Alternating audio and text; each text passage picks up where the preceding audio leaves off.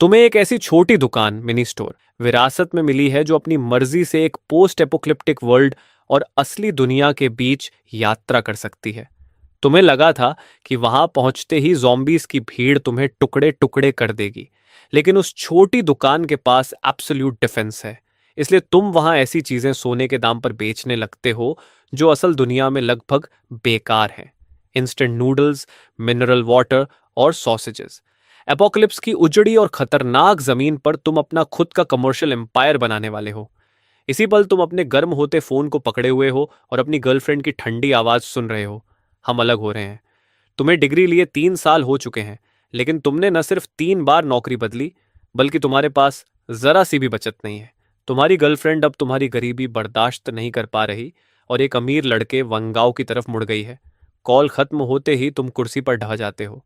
पिछले कुछ सालों में अपने माता पिता के इलाज के लिए तुमने 3,50,000 का कर्ज ले लिया था।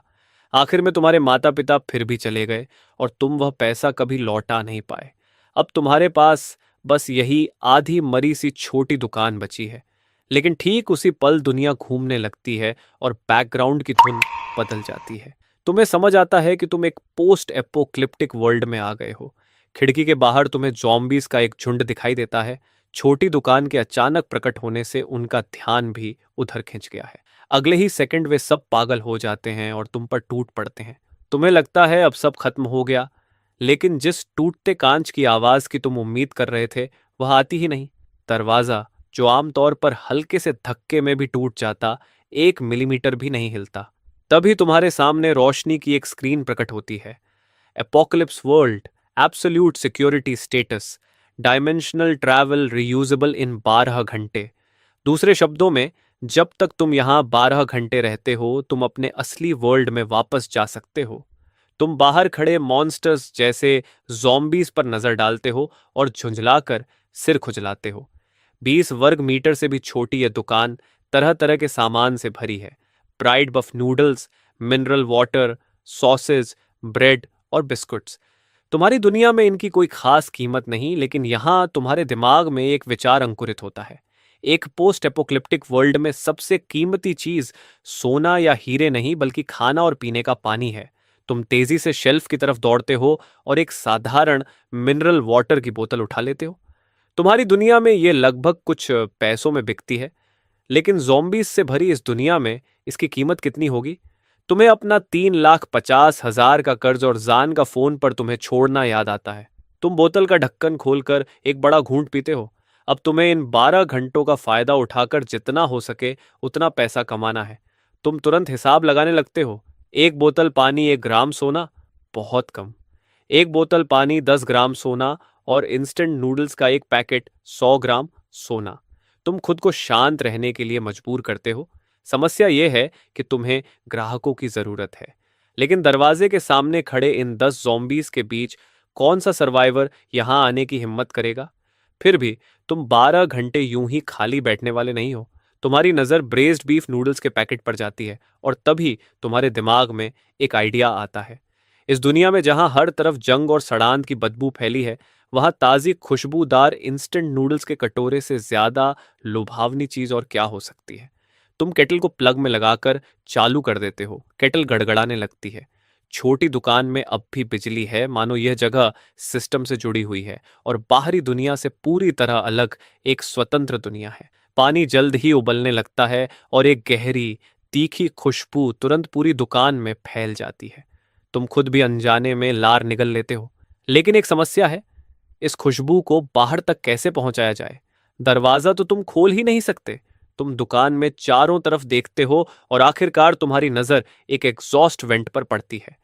नूडल्स की तेज खुशबू उस छोटे से पाइप से बाहर निकलकर मौत से भरी दुनिया की हवा में तैरने लगती है। समय धीरे धीरे बीतता रहता है। बाहर अब भी मौत जैसा सन्नाटा है।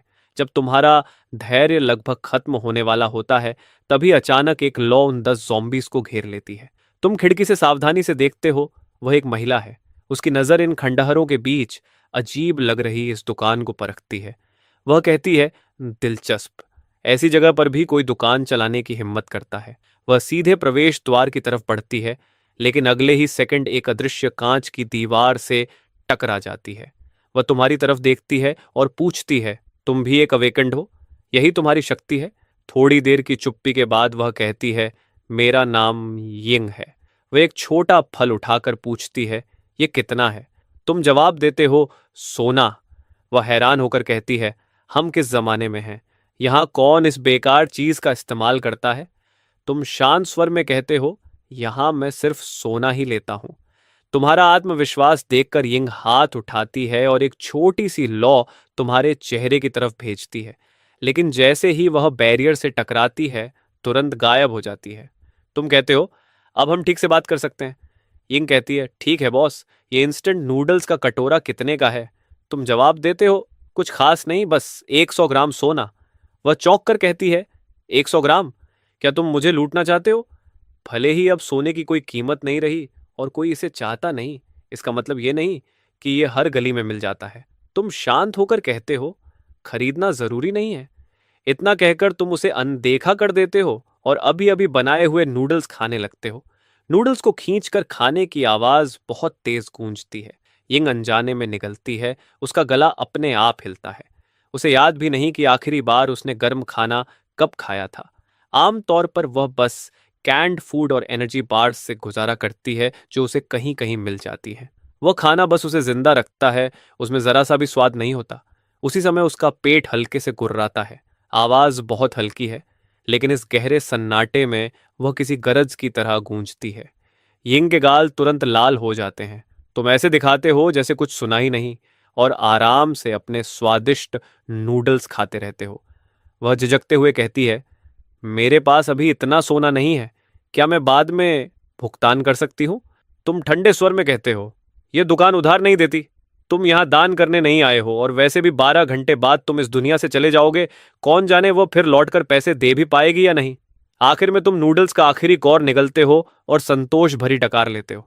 फिर तुम लापरवाही से शेल्फ से एक सॉसेज उठाते हो और हल्की सी उंगली की चटक से उसे हवा में उछाल देते हो, जैसे कोई आवारा बिल्ली को खाना फेंक रहा हो।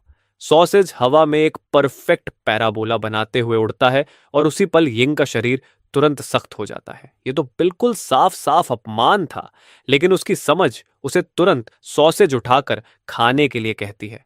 समय जैसे ठहर सा जाता है और लगभग 2.5 सेकंड बाद आखिरकार भूख उसकी इज्जत पर भारी पड़ जाती है। वह झुककर सॉसेज उठा लेता है और सिर्फ 3 कौर में ही उसे पूरी तरह खा जाता है। तुम शांत आवाज में कहते हो, इसे गुडविल समझ लो। इंस्टेंट नूडल्स का एक बाउल, एक 100 ग्राम सोना, सबके लिए सेम प्राइस। यिंग बस 2 शब्द कहता है, मेरा इंतजार करना, और तुरंत मुड़कर चला जाता है। उसकी पावर्स के साथ उसे बस किसी सर्वाइवर कैंप या अपोकैलिप्स से पहले के किसी बैंक वॉल्ट तक पहुंचना है और 100 ग्राम सोना हासिल करना उसके लिए मुश्किल नहीं होगा। लेकिन तभी तुम उसे फिर से आवाज देते हो, रुको। तुम आराम से एक कोका कोला की कैन निकालते हो, वही लेजेंडरी कोका कोला जो दुनिया खत्म होने से पहले हर जगह मिलती थी, लेकिन अब यह किसी भी महंगी वाइन से भी ज्यादा कीमती लक्जरी बन चुकी है। तुम कहते हो, एक कैन 50 ग्राम सोना। यिंग के जवाब देने से पहले ही तुम स्पाइसी स्टिक्स का एक पैकेट भी खोल देते हो और कहते हो, 30 ग्राम सोना, ice cold Coca, spicy sticks और गरम इंस्टेंट नूडल्स का कॉम्बो। दुनिया खत्म होने से पहले ये तीनों चीजें सबसे सस्ता मेन्यू हुआ करती थीं, लेकिन अब उनमें अजीब सा आकर्षण था। यिंग की मुट्ठियां कस जाती हैं और उसकी उंगलियों की हड्डियां चरमराने लगती हैं।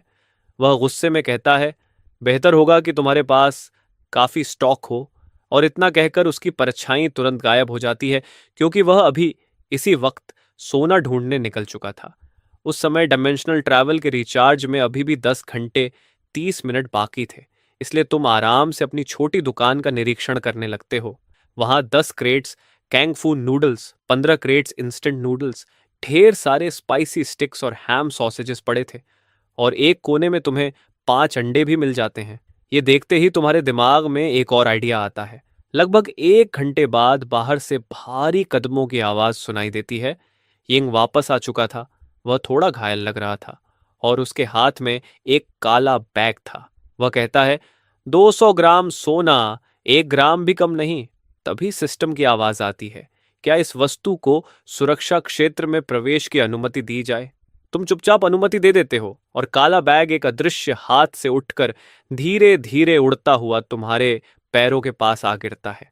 ये देखकर यिंग की आंखें सिकुड़ जाती हैं, क्योंकि यह आदमी उसकी कल्पना से भी ज्यादा रहस्यमय था।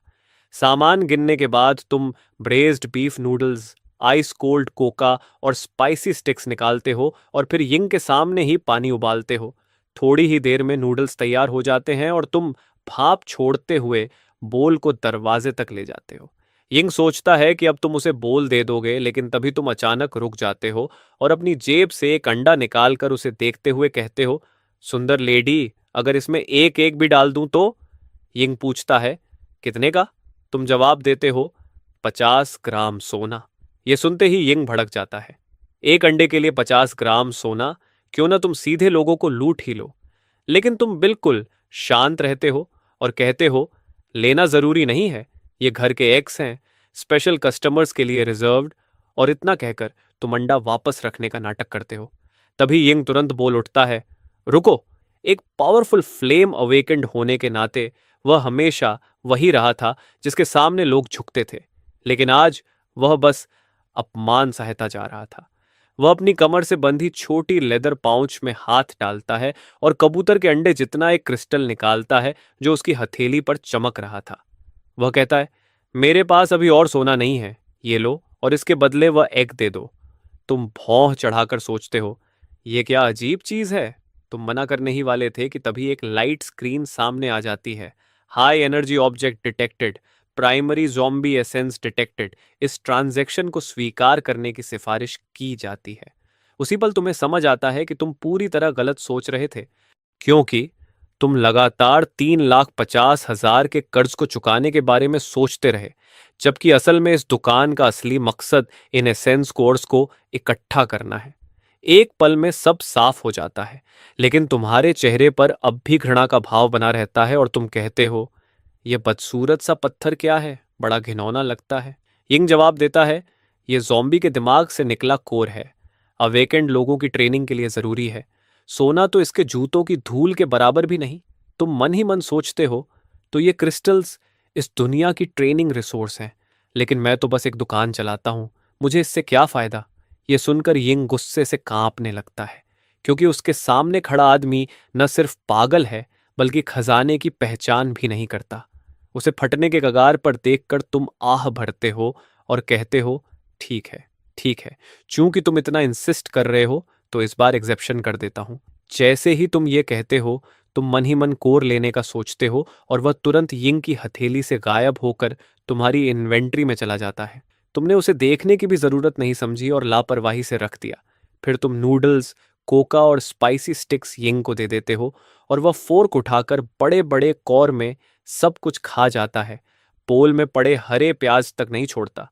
फिर वह कोका खोलकर एक ही सांस में पी जाता है और स्पाइसी स्टिक्स का पैकेट फाड़कर एक एक करके सब खा जाता है, जबकि इस पूरे समय तुम बस चुपचाप उसे देखते रहते हो। आखिर में यिंग कहता है, मैं फिर आऊंगा, और मुड़कर गली के अंधेरे में गायब हो जाता है। उसके जाने के बाद ही तुम वह मिस्टीरियस गोल्डन कोर निकालते हो और सिस्टम का मैसेज सामने आता है। प्राइमरी ज़ॉम्बी गोल्डन कोर मानव के जेनेटिक लॉक्स को तोड़ सकता है। इसे इस्तेमाल करने पर अवेकेंड बनने की संभावना मिलती है, लेकिन अगर अब्जॉर्प्शन फेल हो जाए तो शरीर तुरंत एलिमेंट्री पार्टिकल्स में बिखर जाता है और सफलता की दर 1% से भी कम है। यह सुनकर तुम्हारा हाथ कांप जाता है और तुम लगभग उस कोर को फेंक ही देते हो, क्योंकि 1% से कम सक्सेस रेट कोई मौका नहीं बल्कि सीधे नरक का टिकट है। लेकिन तभी दुकान का सिस्टम एक और नोटिफिकेशन दिखाता है कि दुकान के सुरक्षा क्षेत्र में उपयोगकर्ता हर तरह के नुकसान से इम्यून रहेगा, चाहे वह फिजिकल डैमेज हो, एनर्जी शॉक हो, मेंटल कॉन्टैमिनेशन हो या जेनेटिक कोलैप्स। ये देखकर तुम फिर से अपने हाथ में पकड़े गोल्डन कोर को देखते हो और समझ जाते हो कि तुम्हारे लिए इसमें कोई जोखिम नहीं है। तुम सोचते हो कि इसे कैसे इस्तेमाल किया जाए, क्या सीधे निगल लिया जाए। ये बिल्कुल खाने लायक नहीं लगता, लेकिन यिंग को याद करते हुए जो हवा में से फ्लेम्स निकाल रहा था, तुम एक झटके में उसे निगल लेते हो। अगले ही पल असहनीय दर्द पूरे शरीर में फैल जाता है और तुम झींगे की तरह दोहरे हो जाते हो। मिनट दर मिनट समय बीतता है और आखिरकार वह भयानक दर्द गायब हो जाता है। उसकी जगह एक जबरदस्त शक्ति का एहसास तुम्हारे पूरे शरीर में फैल जाता है और तुम समझ जाते हो कि यही अवेकेनेड बनने की ताकत है। कितनी भयानक शक्ति। फिर तुम यिंग की तरह वही पोज बनाकर खड़े हो जाते हो। फायर। लेकिन कुछ भी नहीं हुआ। तुम्हारी उंगलियों के सिरे पर जरा सी चिंगारी तक नहीं निकली। धत्तेरे की, क्या अवेकनिंग फेल हो गया? जितना ज्यादा तुम इसके बारे में सोचते गए उतना ही गुस्सा बढ़ता गया। तुमने बगल में रखी शेल्फ पर जोर से मुक्का मार दिया। अचानक शेल्फ और उस पर रखे सारे स्नैक्स पूरी तरह गायब हो गए। उसी पल तुम्हारी चेतना किसी दूसरे स्पेस से जुड़ गई। उस स्पेस के अंदर वही शेल्फ मौजूद थी जो अभी अभी गायब हुई थी। तुमने हाथ बढ़ाकर देखने की कोशिश की और गायब हुई शेल्फ तुरंत अपनी जगह वापस आ गई। तभी सिस्टम ने एक नोटिफिकेशन भेजा, दूसरी अवेकनिंग सफल, नई क्षमता प्राप्त, डायमेंशनल वेयरहाउस। ये स्पेस टाइम को अलग करके रख सकता है। सोच के जरिए स्टोरेज और रिट्रीवल संभव है। मौजूदा कैपेसिटी 1 घन मीटर। इसके बाद तुमने बार बार स्पाइसी स्टिक्स को प्रकट और गायब करके प्रैक्टिस करना शुरू कर दिया। प्रकट, गायब, प्रकट, गायब। और धीरे धीरे तुम अपने ही ख्यालों में खो गए। सोना सिर्फ आर्थिक संकट हल कर सकता है, लेकिन गोल्ड कोर ही असली चाबी है जिससे इस अपोकलिप्स में जिंदा रहा जा सकता है। अब रिचार्ज होने में 9 घंटे बाकी थे, इसलिए निकलने से पहले तुम्हें ज्यादा से ज्यादा गोल्ड कोर इकट्ठा करने ही होंगे। सिर्फ एक पैकेट नूडल्स की खुशबू से ही यिंग खिंची चली आई थी, तो अगर इस खुशबू को 10 गुना या 20 गुना बढ़ा दिया जाए तो? यही सोचकर तुमने एक बड़ी कड़ाही निकाली और उसमें पूरे 20 पैकेट इंस्टेंट नूडल्स पकाए। आखिर में तुमने हाई पावर एग्जॉस्ट फैन को पूरी ताकत से चला दिया। बस तैयार था तुम्हारा end of the world Buddha jumping over the wall वाला प्लान। 3 गलियों दूर एक छोड़ी हुई इमारत के अंदर एक जवान लड़का कोने में सिमटा बैठा था। एक चेहरे पर निशान वाला आदमी अपनी बंदूक की नली साफ कर रहा था। तभी चश्मा पहने एक आदमी चिंतित आवाज में बोला, टाइगर, चियाओलू के घाव और भी खराब हो गए हैं। अगर हमें दवा नहीं मिली तो मुझे डर है कि वह। टाइगर नाम का वह निशान वाला आदमी चुपचाप सिर हिलाने लगा। इस इलाके का सारा खाना बहुत पहले ही लूट लिया गया था और जहां तक दवाइयों की बात थी, इस दुनिया में वह ऐसी विलासिता थी जिसके बारे में सोचना भी मुश्किल था। लेकिन ठीक उसी समय एक बेहद ललचाने वाली खुशबू उनके पास तक पहुंच गई। टाइगर, बाहर कोई नूडल्स पका रहा है, चुप रहो। उसकी समझ जोर जोर से चिल्ला रही थी कि यह एक जाल है।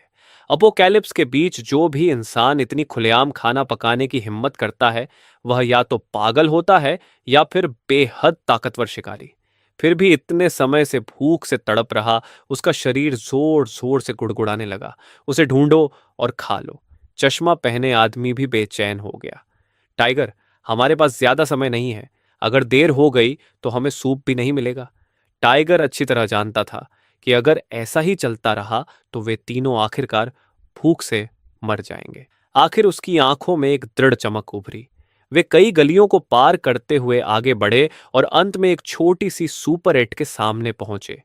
दरवाजे के ठीक सामने एक विशाल कड़ाही रखी थी जिसमें इंस्टेंट नूडल्स और सैसेज उबल रहे थे, और तुम दरवाजे के फ्रेम से टिके आराम से खड़े थे। जाल? बिल्कुल जाल। तीनों ने मुश्किल से निगलते हुए लार रोकी, लेकिन आगे बढ़ने की हिम्मत नहीं हुई। तभी टाइगर ने देखा कि सड़क के दूसरी तरफ एक छोड़ी हुई गाड़ी के पीछे कोई आदमी छिपा हुआ है। उसने भी इस समूह को देख लिया था और जल्दी से उन्हें चुप रहने का इशारा किया। टाइगर ने ध्यान से चारों ओर देखा तो उसे और भी लोग छिपे हुए दिखे। पहली मंजिल की खिड़की पर बाईं तरफ कोई था। दाईं गली में कूड़ेदानों के पीछे धातु की चमक दिखाई दे रही थी। कम से कम 4 और समूह भी उसी खुशबू से खिंचे चले आए थे। और तुम दुकान के अंदर खड़े पहले से जानते थे कि काफी लोग इकट्ठा हो चुके हैं। तुमने आराम से कहा, काफी देर से देख रहे हो, भूख नहीं लगी? तुम्हारी आवाज ज्यादा तेज नहीं थी, फिर भी हर छिपे हुए आदमी के कानों तक साफ पहुंच गई। लेकिन कोई जवाब नहीं आया। तुमने कड़ाही से सॉसेज का एक टुकड़ा निकाला और मुंह में डालते हुए कहा, मैं खुला हूं, आराम से व्यापार करते हैं। मेरे पास नूडल्स, पानी और सॉसेजेस हैं, हिस्से भी बड़े हैं, पेट भर जाएगा। छोड़ी हुई गाड़ी के पीछे छिपा आदमी आखिर खुद को रोक नहीं पाया। पेमेंट कैसे करेंगे? तुमने शांत स्वर में कहा, गोल्ड कोर या गोल्ड बॉक्सेस। ये सुनकर सब चौंक गए। गोल्ड बॉक्सेस समझ में आते थे, वह एक सुरक्षित मुद्रा थी, लेकिन इस पोस्ट एपोक्लिप्टिक दुनिया में सोने की कीमत स्टील की प्लेट से भी कम रह गई थी। तभी कूड़ेदानों के पीछे से गुस्से भरी आवाज आई, यह हमसे मजाक कर रहा है। इस लड़के का कोई व्यापार करने का इरादा नहीं है। चलो सब मिलकर इसे खत्म कर देते हैं और कड़ाही की चीजें बांट लेते हैं। यह सुनते ही माहौल और अजीब हो गया। सब तेजी से सोचने लगे, लेकिन तुमने सिर तक नहीं उठाया और आराम से नूडल्स खाते रहे। फिर तुमने कहा, कोशिश कर सकते हो, लेकिन याद रखो, जो हमला करेगा वह व्यापार का हक खो देगा। वह बस दूसरों को खाते पीते देखता रहेगा। कूड़ेदानों के पीछे वाला आदमी अब खुद को रोक नहीं पाया। मैं इन बेवकूफियों पर विश्वास नहीं करता। उसने पंप एक्शन शॉटगन निकाल ली। उसके पीछे से दो और आदमी निकल आए, जिनके हाथों में माचेते और लोहे की छड़ें थीं। सब लोग इंतजार कर रहे थे कि कोई पहला कदम उठाए, ताकि देख सकें कि तुम असल में क्या कर सकते हो। उस आदमी ने एक पल भी नहीं सोचा और ट्रिगर दबा दिया। लेकिन गोली जैसे ही सुपर 8 से करीब 2.5 मीटर दूर पहुंची, वह किसी अदृश्य दीवार से टकरा गई। शुरू से अंत तक तुमने पलक तक नहीं झपकाई, बल्कि आराम से एक और सॉसेज निकालकर मुंह में डाल ली। पूरे इलाके में अजीब सा मौत जैसा सन्नाटा छा गया। माचेते और लोहे की छड़ पकड़े उसके दोनों साथी भी वहीं जमकर खड़े रह गए। तभी छोड़ी हुई गाड़ी के पीछे वाला आदमी कुछ समझता हुआ लगा। उसने सोचा, अगर फिजिकल अटैक काम नहीं करता तो नॉन फिजिकल अटैक का क्या होगा। उसकी हथेली में एक अदृश्य तरंग जमा होने लगी। आंखों से दिखाई न देने वाली मानसिक शक्ति तुम्हारी तरफ छोड़ी गई। ये उसकी साइकिक पेनिट्रेशन शक्ति थी। लेकिन जब वह मानसिक हमला सुपर 8 तक पहुंचा, तो तुम्हारे कपड़ों की एक सिलवट तक नहीं हिली। अब सब समझ चुके थे। तुम्हारी दुकान के अंदर तुम अजय हो। टाइगर की पीठ ठंडे पसीने से भीग चुकी थी और उसे बेहद राहत महसूस हुई कि उसने जल्दबाजी में कोई कदम नहीं उठाया। तुमने आखिर नूडल्स खत्म किए और नजर कूड़ेदानों के पीछे वाले आदमी पर टिकाई। मैं पहले ही कह चुका हूं, जो हमला करेगा वह व्यापार का हक खो देगा। क्या कोई और कोशिश करना चाहता है? आसपास फिर से मौत जैसा सन्नाटा छा गया। तभी जब यह टकराव भरा माहौल सबको पागल करने वाला था, दूर से एडी की लयबद्ध आवाज सुनाई दी। वह आवाज धीरे धीरे पास आती गई और सबकी नजरें उसकी मालिक की ओर मुड़ गईं। ये यिंग है। टाइगर ने उस औरत को पहचान लिया, या यूं कहो कि इन खंडहरों के बीच उसे भूलना नामुमकिन था। जितने भी सर्वाइवर्स कुछ समय से इस अपोक्लिप्स में टिके हुए थे, उन्होंने रहस्यमयी के वाई यिंग के बारे में जरूर सुना था। एक हाई लेवल अवेकेंड जो आग को हथियार की तरह इस्तेमाल करती है। वह यहां क्या कर रही है? यिंग ने चारों तरफ देखते हुए कहा, काफी शोर मचा रखा है तुम लोगों ने। हमेशा कुछ गर्म दिमाग वाले होते हैं जो बात नहीं सुनते। मैं तुम सबको सलाह देती हूं कि अपने बुरे इरादे समेट लो और तुम्हारे हाथों में जो कबाड़ पकड़ा है उसकी तो बात ही मत करो। यहां तक कि मैं भी इस छोटी सुप्रटे को खरोंच तक नहीं पहुंचा सकती। पूरा इलाका फिर से मौत जैसी खामोशी में डूब गया। डब्ल्यू ने गहरी सांस ली और धीरे धीरे अपनी छिपने की जगह से बाहर आ गया।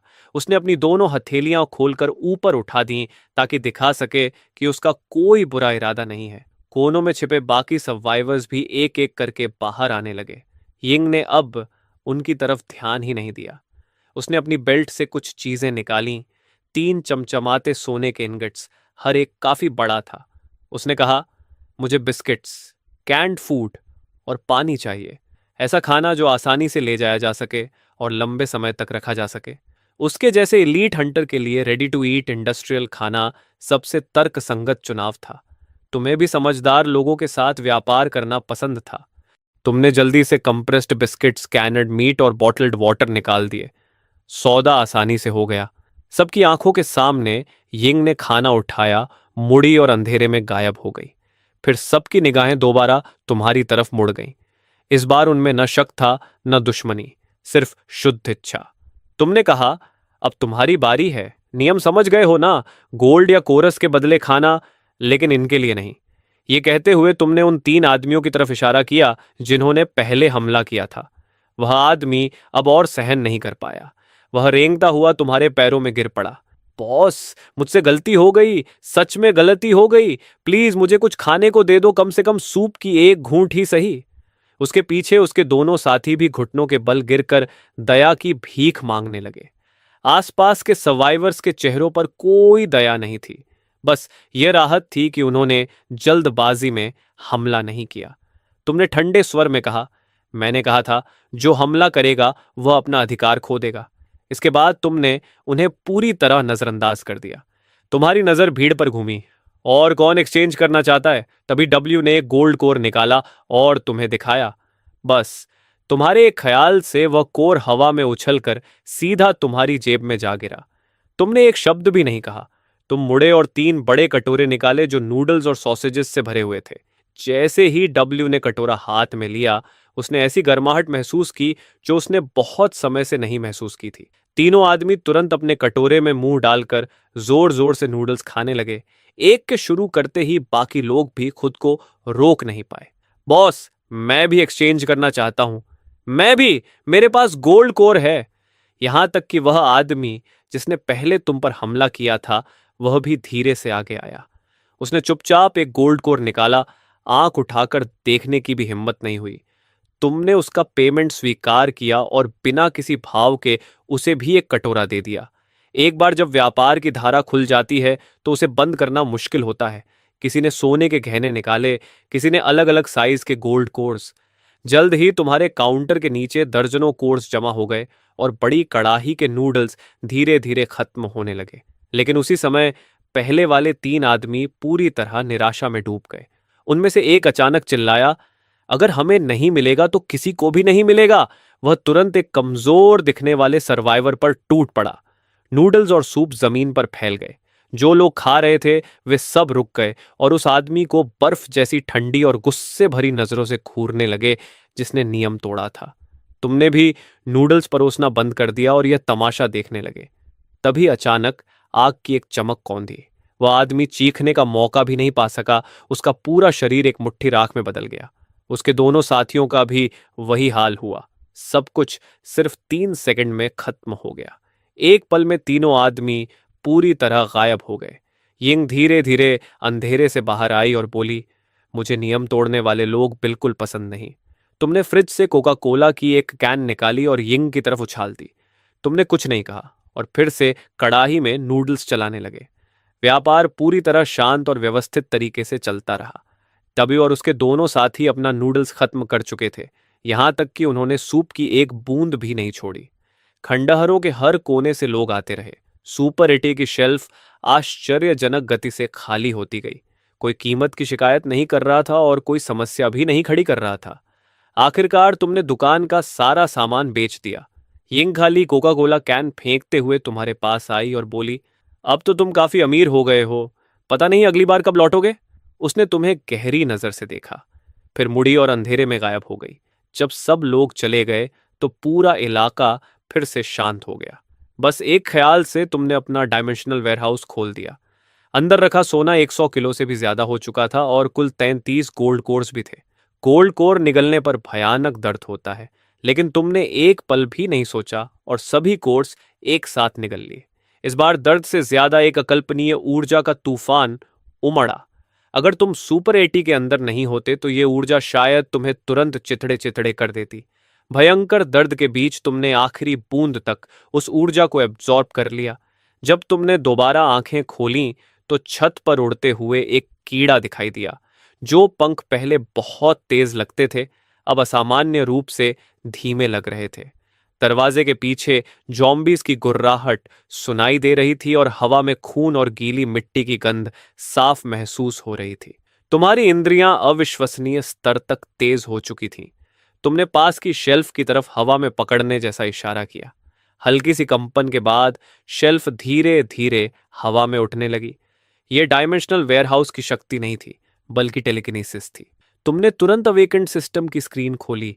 डायमेंशनल वेयरहाउस, मौजूदा कैपेसिटी 1000 क्यूबिक मीटर, नई अवेकेंड एबिलिटी टेलीकिनेटिक कंट्रोल जो 50 किलो से कम वजन की चीजों को दूर से नियंत्रित कर सकती है।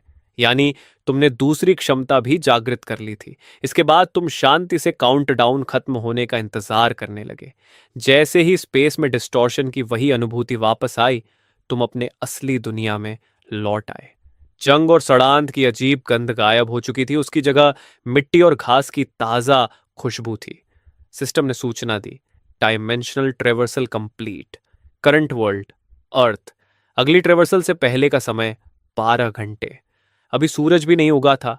तुम अपने फोल्डिंग बेड पर वापस लौटे और कुछ घंटे सो गए।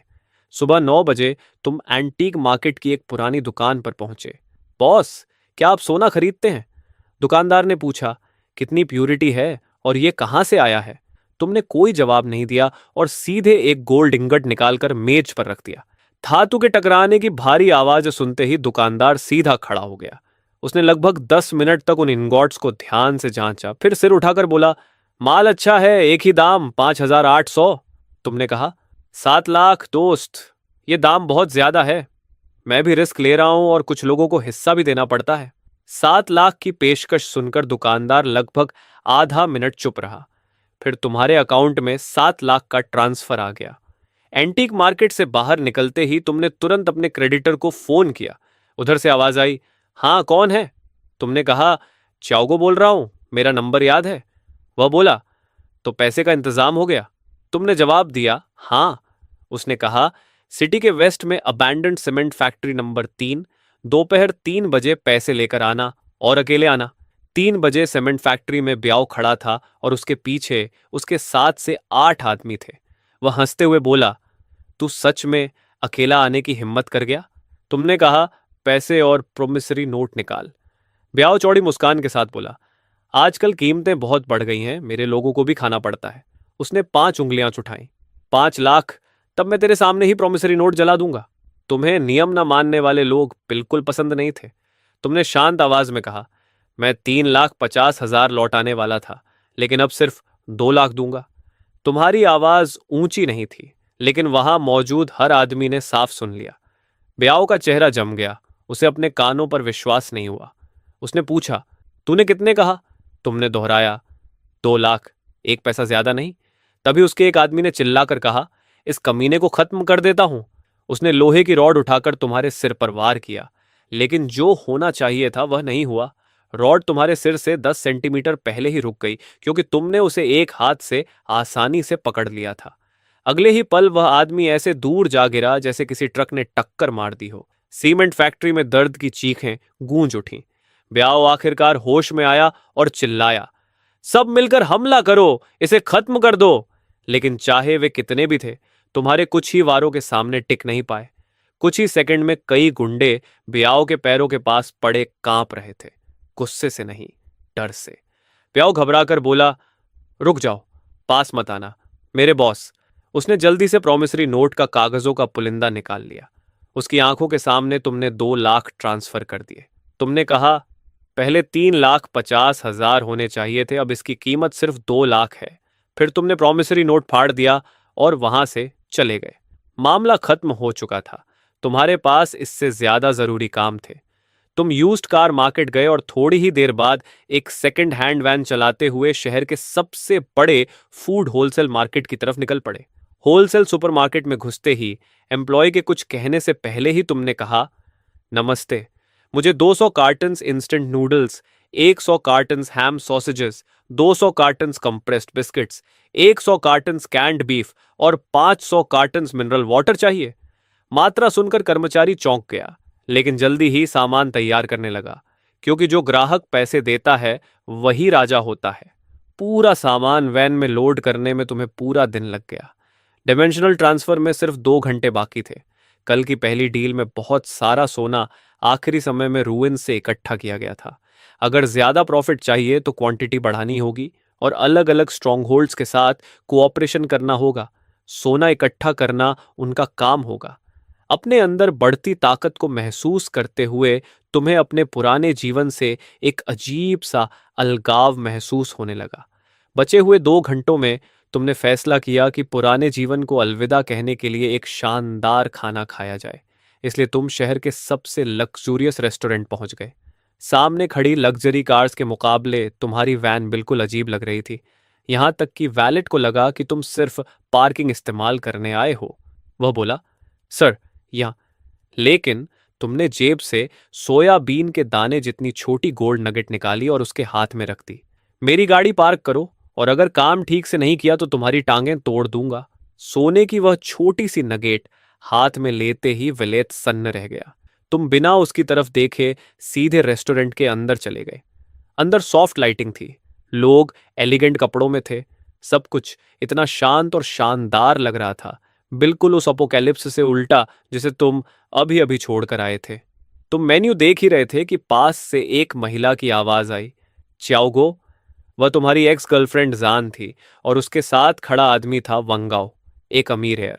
वांगाओ पहले हैरान हुआ, फिर उसने जान की कमर में हाथ डालकर तुम्हारी तरफ बढ़ते हुए कहा, अरे च्याओगो, तुम्हारी सुपर 8 बंद हो गई क्या? यहाँ बर्तन धोने की नौकरी के लिए आए हो?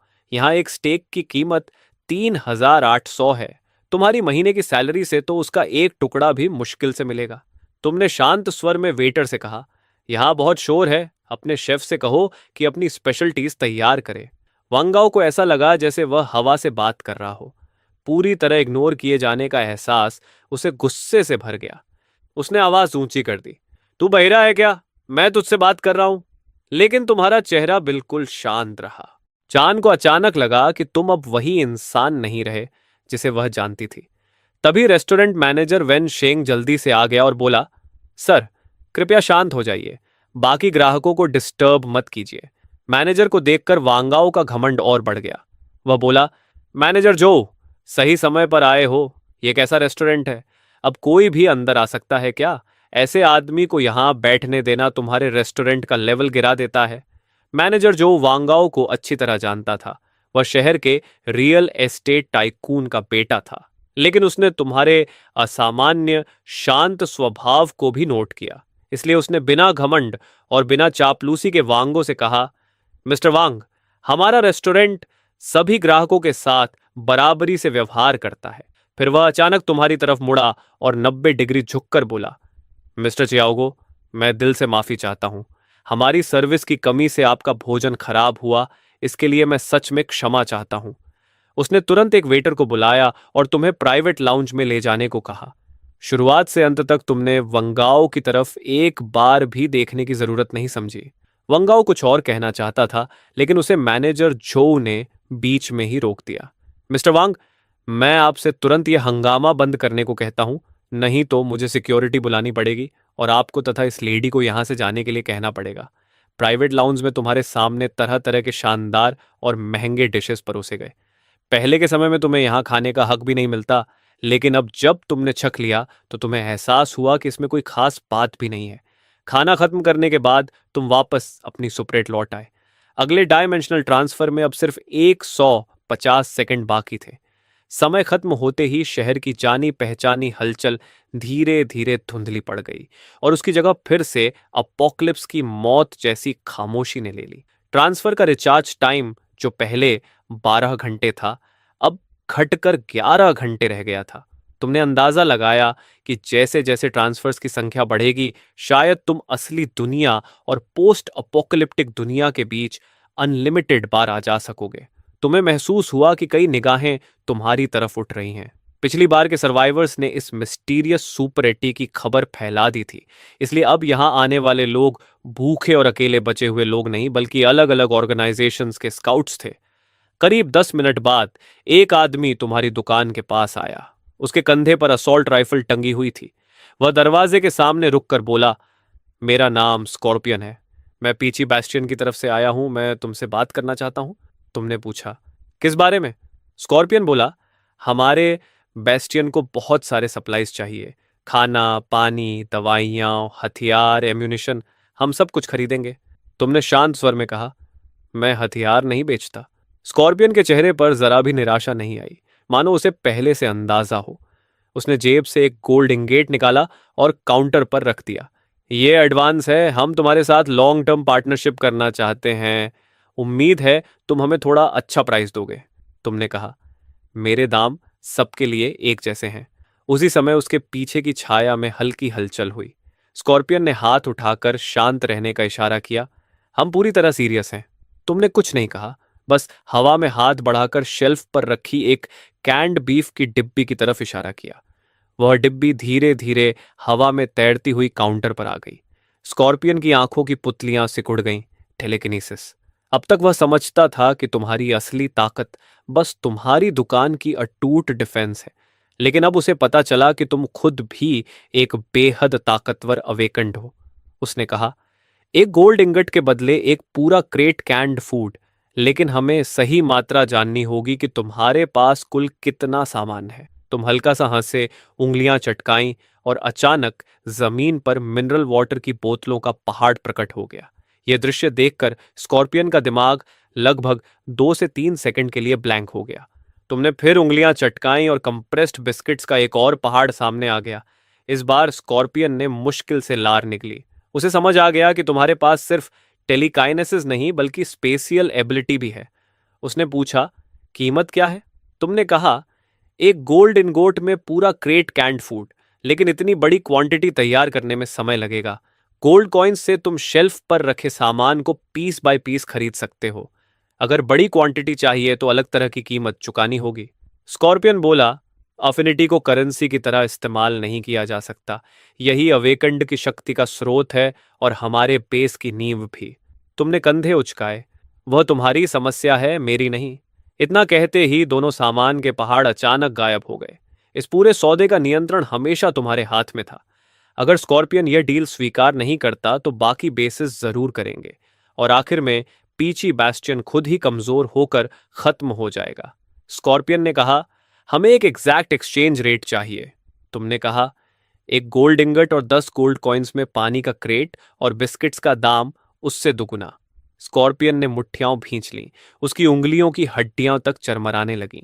यह सिर्फ महंगा सौदा नहीं बल्कि खुली लूट जैसा था। उसने गहरी सांस ली और खुद को शांत करते हुए बोला, मुझे अपने लीडर को रिपोर्ट देनी होगी। इस गोल्ड इनगट को जानकारी की फीस समझ लो। तुमने सिर हिलाया और इनगॉट जेब में रख लिया। स्कॉर्पियन कुछ बोले बिना अंधेरे में लौट गया। तुम काउंटर के पीछे खड़े होकर पहले से साफ काउंटर को यूं ही पोंछने लगे। करीब 10 मिनट बाद फिर 3 परछाइयां सामने आईं। उनमें से एक मध्यम उम्र का आदमी था जिसने चश्मा पहना हुआ था। उसके पीछे 2 सैनिक खड़े थे। उसने कहा, नमस्ते, मेरा नाम जे है। लोग मुझे प्रोफेसर जे कहते हैं। मैं लाइट हाउस शेल्टर से आया हूं। तुम चुपचाप उसे देखते रहे। वह बोला, इकोनॉमिक नजरिए से देखा जाए तो तुम्हारा यह बिजनेस मॉडल लंबे समय तक टिकाऊ नहीं है। अगर बेसिस इतना सोना खोते रहे तो वे आखिरकार कोलैप्स हो जाएंगे और तब तुम अपना सामान किसे बेचोगे? तुमने शांत स्वर में कहा, जो बचेगा उसकी कीमत और बढ़ जाएगी। प्रोफेसर जे के चेहरे की मुस्कान जम गई। उसने कहा, तुम्हें सिस्टम या फ्यूचर की कोई परवाह नहीं, क्योंकि कीमत तय करने की ताकत सिर्फ तुम्हारे पास है। तभी यंग अंधेरे से बाहर आई। एक गोल्ड कॉइन काउंटर पर गिरा। तुमने बिना कुछ कहे सेल्फ हीटिंग राइस का एक डिब्बा, कैंड बीफ और 2 मिनरल वाटर की बोतलें रख दी। यिंग ने सामान उठाया और बिना कुछ बोले वापस अंधेरे में चली गई। पूरी ट्रांजैक्शन बिल्कुल खामोशी में हुई और प्रोफेसर जे का तथाकथित लॉजिकल एनालिसिस मजाक बनकर रह गया। फिर तुमने कहा, एक गोल्ड इनगॉट और 10 गोल्ड कॉइन्स में क्रेट। अगर बड़ी क्वांटिटी चाहिए तो एक्स्ट्रा देना होगा। अभी तुम लोगों की बेकार बातों में मेरे 3 मिनट बर्बाद हुए, इसलिए अब 15 गोल्ड बॉक्सेस लगेंगे। प्रोफेसर जे ने बिना हिचकिचाहट कहा, हम मानते हैं। उसके लिए साफ था कि शायद तुम वेस्टलैंड के सबसे ताकतवर अवेकेंड नहीं हो, लेकिन तुम्हारी सुपर 80 पूरी तरह इनविंसिबल है। उसने जेब से मिलिट्री कम्युनिकेटर निकाला और कहा, ल्यू, तुरंत 3 गोल्ड इनगट्स और 15 गोल्ड बॉक्सेस लेकर आओ। करीब 20 मिनट बाद दूर से इंजन की आवाज सुनाई दी। क्लैंग। 2 भारी मेटल क्रेट्स तुम्हारे सामने रखे गए। एक में गोल्ड इनगट्स भरे थे और दूसरे में 15 गोल्ड बॉक्सेस। तुमने भी दूसरी तरफ पानी के क्रेट्स फेंक दिए। सौदा पूरा होते ही अंधेरे से एक और आकृति उभरी। स्कॉर्पियन वापस आ गया था। इस बार उसके साथ 20 लोगों की पूरी टीम थी। लगभग इंस्टिंक्टिवली दोनों ग्रुप्स ने एक दूसरे पर हथियार तान दिए। स्कॉर्पियन बोला, हम वह सब लाए हैं जो तुमने मांगा था। कई क्रेट्स खोले गए। उनमें सिर्फ गोल्ड इनगट्स ही नहीं बल्कि 20 गोल्ड बॉक्सेस भी थीं। ये तुम्हारे मांगे हुए से 10 ज्यादा हैं। इस सीधे जेस्चर से स्कॉर्पियन साफ साफ अपनी इंटेंशंस दिखा देता है। प्रोफेसर जे का चेहरा एकदम पीला पड़ जाता है, जैसे किसी लाश का हो। लगता है उसके लिए हालात ठीक नहीं है। वही पुराने अंदरूनी कॉन्फ्लिक्ट्स फिर से सामने आ गए हैं। तुम हाथ हिलाते हो और अपने डायमेंशनल वेयरहाउस से कंप्रेस्ड बिस्किट्स का एक ढेर और बीफ के कैंड बॉक्सेस की कुछ क्रेट्स बाहर निकालते हो।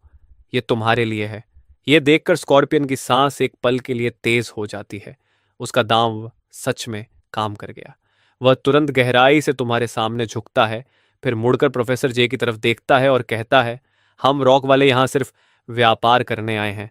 हम झगड़ा नहीं चाहते, लेकिन अगर फेयर यहाँ लड़ना चाहता है तो हम चुनौती स्वीकार करने के लिए तैयार हैं।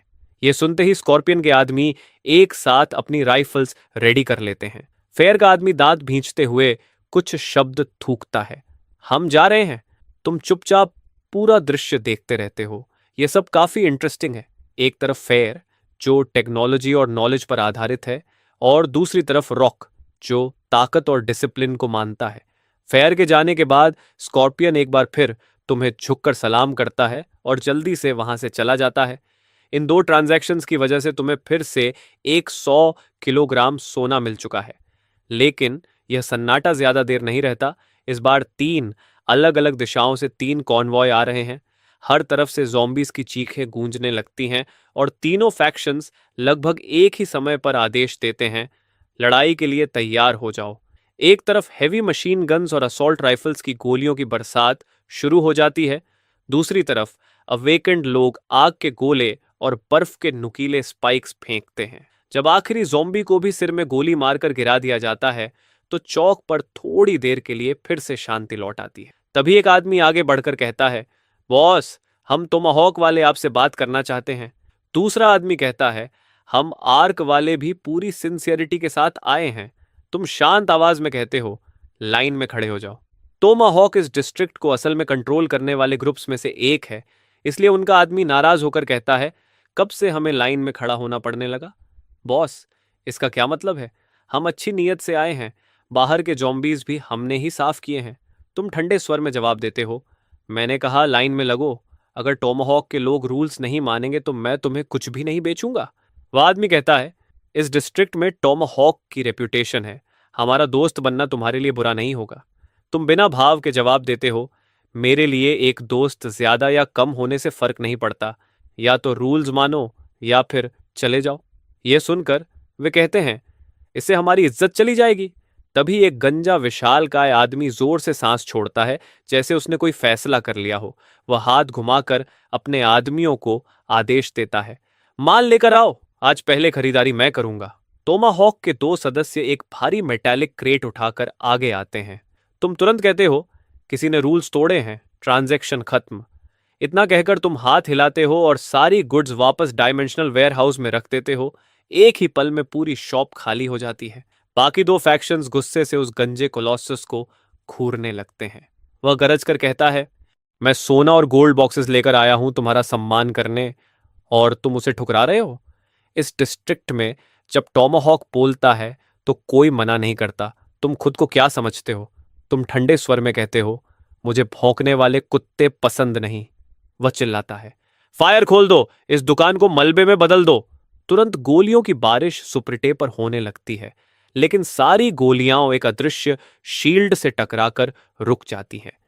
तुम घोषणा करते हो, आज से मैं टोमाहॉक को एक भी रिसोर्स नहीं बेचूंगा और तुम्हारे सिर पर 100 बीफ के कैनेट बॉक्स का इनाम रखता हूं। यह सुनते ही टोमाहॉक के सारे सदस्य जम जाते हैं। तुम बस हाथ हिलाते हो और जमीन पर 100 बीफ के कैंड बॉक्सेस का ढेर प्रकट हो जाता है। तुरंत सबकी नजरें उस गंजे कोलोसस की तरफ मुड़ जाती है। वह चिल्लाता है, तुम सब बगावत करना चाहते हो, मैं टोमाहॉक का नंबर 3 हूं। तभी आर्चे का आदमी बोलता है, इस फाइटर को हम ले लेंगे। रूचे का आदमी भी कहता है, हम भी। गंजा आदमी चिल्लाता है, तुम भी मुझे धोखा दोगे? उसके आदमी एक दूसरे को हिचकिचाहट भरी नजरों से देखने लगते हैं। कोई उसकी आंखों में देखने की हिम्मत नहीं करता। आखिर अपोकलिप्स की दुनिया में लॉयल्टी सबसे बेकार चीज होती है। अचानक एक तेज धार वाली ब्लेड उसके सीने में घुस जाती है और हमला करने वाला कोई और नहीं बल्कि उसका अपना सेकंड होता है। वह हक्का बक्का होकर पूछता है, ये क्यों? उसका सेकंड बिना भाव के जवाब देता है, नंबर 3, भाइयों को भी खाना चाहिए। फिर वे सुपरेटे की तरफ मुड़ते हैं और कहते हैं, हमने उसे खत्म कर दिया, अब यह डील हमारी है। तुम शांत स्वर में कहते हो, मैंने कहा था कि मैं टोमाहॉक को कोई रिसोर्स नहीं बेचूंगा। तुम लोगों ने अपने ही नंबर 3 को मार दिया और आखिर में कुछ भी हासिल नहीं किया। अगर ये लोग अब टोमाहॉक के सदस्य नहीं हैं तो भी मैं टोमाहॉक से कोई व्यापार नहीं करूंगा। बाकी लोग इसमें शामिल नहीं हैं। तभी एक आदमी आगे बढ़कर कहता है, मेरा नाम बेलू है, मैं आर्ची शेल्टर का लॉजिस्टिक्स ऑफिसर हूँ और आर्ची की तरफ से मैं आपको आधिकारिक तौर पर हमारे साथ जुड़ने का निमंत्रण देता हूँ। रूच का आदमी भी कहता है, हम भी काबिल दोस्तों का स्वागत करते हैं। उधर टॉमाहॉक का सेकंड तेजी से सोचता है और कहता है, हम आर्क में शामिल होने के लिए तैयार हैं। उसके पीछे खड़े करीब 15 आदमी एक साथ हथियार नीचे कर देते हैं। तुम काउंटर पर टिके टिके आराम से हाथ उठाते हो और एक 100 बीफ के कैंड बॉक्सेस का पहाड़ सीधे उस सेकंड के सामने आ गिरता है। वह चालाकी से बेल्लू के पास जाता है और कहता है, सुपरवाइजर बेल्लू, आर्ची की प्रोटेक्शन के बदले हम ये कैंड बीफ आपको वेलकम गिफ्ट के तौर पर देना चाहते हैं। रूचे के सदस्य लालच भरी नजरों से देखते हैं लेकिन कुछ करने की हिम्मत नहीं करते। अब कोई भी विरोध करने की हिम्मत नहीं करता। बेल्लू काउंटर के सामने लाइन में खड़ा हो जाता है और रूचे का आदमी शुचू भी चुपचाप उसके पीछे खड़ा हो जाता है। तुम पूछते हो, क्या चाहिए? बेलू कहता है, कंप्रेस्ड बिस्किट्स, पानी और इंस्टेंट न्यूडल्स। वह दो क्रेट्स खोलता है जिनके अंदर 50 गोल्ड बार्स और 20 गोल्ड बॉक्सेस होते हैं। ट्रांजैक्शन खत्म होने के बाद भी वह तुरंत नहीं जाता और पूछता है, बॉस, क्या आप प्री ऑर्डर्स लेते हैं? तुम कहते हो, हाँ, क्या चाहिए? वह कहता है, एंटीबायोटिक्स और कोल्ड मेडिसिन जितना ज्यादा हो सके। तुम जवाब देते हो, वापस जाओ, एक लिस्ट बनाकर लाओ और पहले एडवांस दे देना, अगली बार मैं माल लेकर आऊंगा। इसके बाद रूचे के सुचो की बारी आती है। वह भी मेडिसिन प्री ऑर्डर करने के साथ साथ टोबैको और अल्कोहल भी मांगता है। जब ये ट्रांजैक्शंस खत्म हो जाते हैं तो कुछ अकेले लोग भी ट्रेड करने लगते हैं। कोई गोल्ड ज्वेलरी देता है, कोई छोटी गोल्ड बॉक्सेस। लेकिन तभी एक आदमी तुम्हारे साथ ट्रेड करने के लिए एक अलग ही चीज निकालता है, कार बैटरी। इस दुनिया की बैटरीज की एनर्जी डेंसिटी और लाइफ स्पैन तुम्हारी दुनिया की बैटरीज से लगभग 2 गुना ज्यादा एडवांस्ड है। तुम्हें अचानक एहसास होता है कि शुरू से ही तुमने इस दुनिया को सिर्फ एक गोल्ड माइन और वेंडिंग मशीन की तरह देखा था और उस टेक्नोलॉजी को पूरी तरह नजरअंदाज कर दिया था जो इस दुनिया के पास कैटास्ट्रोफी से पहले मौजूद थी। तुम मुड़ते हो और 2 पीसेस ब्रेड, एक बॉटल मिनरल वाटर और 2 सॉसेजेस बाहर निकालते हो। आसपास के सर्वाइवर्स यह देखकर पूरी तरह स्टन्ड रह जाते हैं। वे फुसफुसाते हैं, इतना सब दे रहा है? तुम कहते हो, अब से मैं इस तरह की बैटरी भी लूंगा। भीड़ के पीछे कुछ लोन वुल्फ्स चुपचाप एक घेरा बनाकर उस आदमी को घेर लेते हैं। वह आदमी अपने हाथों में भारी फूड कार्गो को कसकर पकड़े हुए है। उसका शरीर जोर जोर से कांप रहा है। उसके दिमाग में चल रहा है कि यह खाना उम्मीद नहीं बल्कि मौत का संकेत भी हो सकता है। तुम ठंडे स्वर में कहते हो, मुझे उससे एक सवाल पूछना है। अगर किसी ने जरा भी हरकत की तो मैं उसकी सिर के बदले कुछ और कैंड बीफ के क्रेट्स देने में बिल्कुल हिचकिचाऊंगा नहीं। ये सुनते ही भीड़ और वे लोन वुल्फ्स सब वहीं जम जाते हैं। आखिर टोमाहॉक का नंबर 3 अभी भी ज्यादा दूर नहीं पड़ा है। तुम पूछते हो, तुम्हारा नाम क्या है? वह जवाब देता है, जोयुआन। तुम फिर पूछते हो, ये बैटरी कहाँ से आई? वह कहता है, टियंग टेक्नोलॉजी पार्क से। मैं टियंग टेक्नोलॉजी में बैटरी इंजीनियर था। ये बैटरी लेन चेन मॉडल है। यह हमारी कंपनी का फ्लैगशिप प्रोडक्ट है। कैटास्ट्रोफी के समय हम एक बहुत बड़े ऑर्डर का प्रोडक्शन अभी अभी खत्म कर चुके थे और कंपनी के वेयरहाउस में अभी भी कम से कम कई 10,000 बैटरीज रेडी पड़ी हैं। लेकिन पार्क के हजारों एम्प्लॉयज ज़ॉम्बीज बन चुके हैं। तुम सिर हिलाते हो और सोचते हो कि अगर तुम्हें प्रोडक्शन चेन दोबारा बनाने का मौका मिल जाए और इस चेन की एक्सेप्शनल परफॉर्मेंस का इस्तेमाल कर सको तो अपने ओरिजिनल वर्ल्ड में एनर्जी रेवोल्यूशन तक शुरू कर सकते हो। तुम पूछते हो, अगर प्रोडक्शन लाइन नष्ट हो चुकी हो तो क्या तुम इस बैटरी की पूरी टेक्निकल डेटा निकाल सकते हो, यानी रॉ मटेरियल्स की फॉर्मूलाज और प्रोसेसिंग प्रोटोकॉल समेत सब कुछ? जूयुन कहता है, पूरी डेटा पार्क के सर्वर में है। जब तक मुझे सर्वर एक्सेस मिल जाए मैं सारी डेटा एक्सट्रैक्ट कर सकता हूं। यह सुनकर तुम्हारी नजर उस पर पूरी तरह बदल जाती है। वह कोई गिरा हुआ इंजीनियर नहीं बल्कि चलता फिरता वॉल्ट की है। तुम सोचते हो कि इस काम के लिए आसपास के फैक्शंस की मदद लेनी पड़ेगी। फिर तुम जोयुआन से कहते हो, अब से तुम मेरे लिए काम करोगे। तुम्हारा काम होगा हर टेक्नोलॉजिकल आइटम को इंस्पेक्ट और इवेल्युएट करना जो मैं लाऊंगा। बदले में मैं तुम्हें खाना और पानी दूंगा। यह सुनकर जोयुआन के अंदर एक जबरदस्त खुशी उमड़ पड़ती है। यह सच में अचानक किस्मत पलटने जैसा है। लेकिन आसपास के कुछ सर्वाइवर्स भी कम चालाक नहीं होते। वे सोचते हैं कि अगर जोयुआन सिर्फ एक बैटरी से इतनी बड़ी डील पा सकता है तो वे क्यों नहीं। कुछ ही देर में सर्वाइवर्स के बीच टेक्नोलॉजी आइटम्स लाने की होड़ लग जाती है। कोई मिलिट्री ड्रोन के टूटे हुए बॉडी से मदरबोर्ड लाता है, कोई सील्ड बायोलॉजिकल सैंपल कूलर और कोई आधी जली हुई साइंटिफिक जर्नल का हिस्सा। तुम किसी चीज को मना नहीं करते और हर चीज की इवैल्यूएशन जुयुआन को दे देते हो। ये ट्रेडिंग रात देर तक चलती रहती है। तभी अचानक अंधेरे को चीरती हुई दो तेज हेडलाइट्स दिखाई देती हैं और एक पावरफुल इंजन की गूंज सुनाई देती है। बेल्लू और चूचू लगभग एक साथ गाड़ी से उतरते हैं और कई क्रेट्स जो सोने के बार्स और गोल्ड बॉक्सेस से भरे हैं जमीन पर रख देते हैं। बेल्लू कहता है, यह हमारी फैक्शंस आर्ची और रूच का एडवांस पेमेंट है। तुम शांत स्वर में कहते हो, एडवांस मिल गया, अगली डील के लिए मैं तुम्हारा माल तैयार रखूंगा। बेलू और शूचो एक साथ झुककर बहुत सम्मान से सलाम करते हैं, लेकिन डील खत्म होने के बाद भी दोनों जाने की जल्दी में नहीं लगते। उनकी नजर जोयुआन और जमीन पर पड़े टेक्नोलॉजी जंग के ढेर पर टिक जाती है। तुम शांत स्वर में कहते हो, उत्तर दिशा के रुइंस में तियान के टेक्नोलॉजी पार्क है। वहां लेन चेन बैटरीज के दसियों हजार यूनिट्स पड़े हैं, लेकिन उस एरिया में 5,000 से ज्यादा ज़ॉम्बीज घूम रहे हैं। बेल्लू चौंक कर पूछता है, बॉस, आपका मतलब? तुम कहते हो, मैं तुम्हें अमीर बनने का मौका दे रहा हूं, मैं फंडिंग दूंगा, तुम लोग मैन पावर दोगे, पार्क को साफ करोगे और वहां के सर्वर्स और सेंट्रल यूनिट्स को इंटैक्ट हालत में मेरे पास लाओगे। यह सुनकर बेलू और चुचौ के दिमाग तेजी से दौड़ने लगते हैं। रिस्क बहुत बड़ा है, लेकिन रिवॉर्ड भी उतना ही बड़ा है। और सबसे महत्वपूर्ण बात यह है कि इससे उस मिस्टीरियस ट्रेडर के साथ उनका मजबूत कनेक्शन बन सकता है। रूचे का आदमी तुरंत कहता है, रूचे यह मिशन लेती है, यह हमारे रीपर स्क्वाड के लिए काम है। रूइंस में हमारी इंडिविजुअल कॉम्बैट स्ट्रेंथ सबसे मजबूत है, मिशन सफल होगा। तभी आर्चे का आदमी वंगफेंग कहता है, इतनी जल्दी निष्कर्ष मत निकालो, आर्क के पास रूइंस की सबसे एडवांस टेक्नोलॉजी है, हैकिंग टीम, डिसमेंटलिंग और ट्रांसपोर्ट सब हम कर सकते हैं। फ्लॉलेस मिशन की गारंटी सिर्फ हम दे सकते हैं। तभी रॉक फैक्शन का आदमी जेसी आगे बढ़कर कहता है, टियंग टेक्नोलॉजी पार्क का मिशन हम रॉक लेते हैं। हमारे पास सबसे ज्यादा अवेकेंड फाइटर्स हैं और हम सर्वर को इंटैक्ट वापस लाने की गारंटी देते हैं। वंगफेंग हंसकर कहता है, 5,000 ज़ोंबीज के बीच? जब रॉक के अवेकेंड की स्टेमिना खत्म हो जाएगी तो कितने ज़ोंबीज मार पाओगे? ये तो सुइसाइड है। जैसी जवाब देता है, ये सिर्फ ब्रूट फोर्स से हल होने वाली समस्या नहीं है। तुम्हारे टेक्नीशियंस के बिना तुम पार्क के गेट तक भी नहीं पहुंच पाओगे। तभी फारे का आदमी बोलता है, टियन टेक्नोलॉजी का चीफ इलेक्ट्रिकल इंजीनियर वांग चोंगकिंग हमारे साथ है। उस जगह को उससे बेहतर कोई नहीं जानता। यह सुनते ही बेलू, वांगफेंग और शेसी के चेहरे उतर जाते हैं, क्योंकि फारे के पास इतना बड़ा एडवांटेज है। तुम शांत स्वर में कहते हो, चाहे आर्क, रॉक, रूचे या कोई भी हो, मुझे फर्क नहीं पड़ता, मुझे सिर्फ रिजल्ट चाहिए। अगर सर्वर के साथ जरा भी समस्या हुई और मुझे वो डेटा नहीं मिला जो मैं चाहता हूं, तो भविष्य में तुम में से कोई भी मुझसे कुछ भी पाने की उम्मीद मत करना, 1 सेंटीमीटर भी नहीं।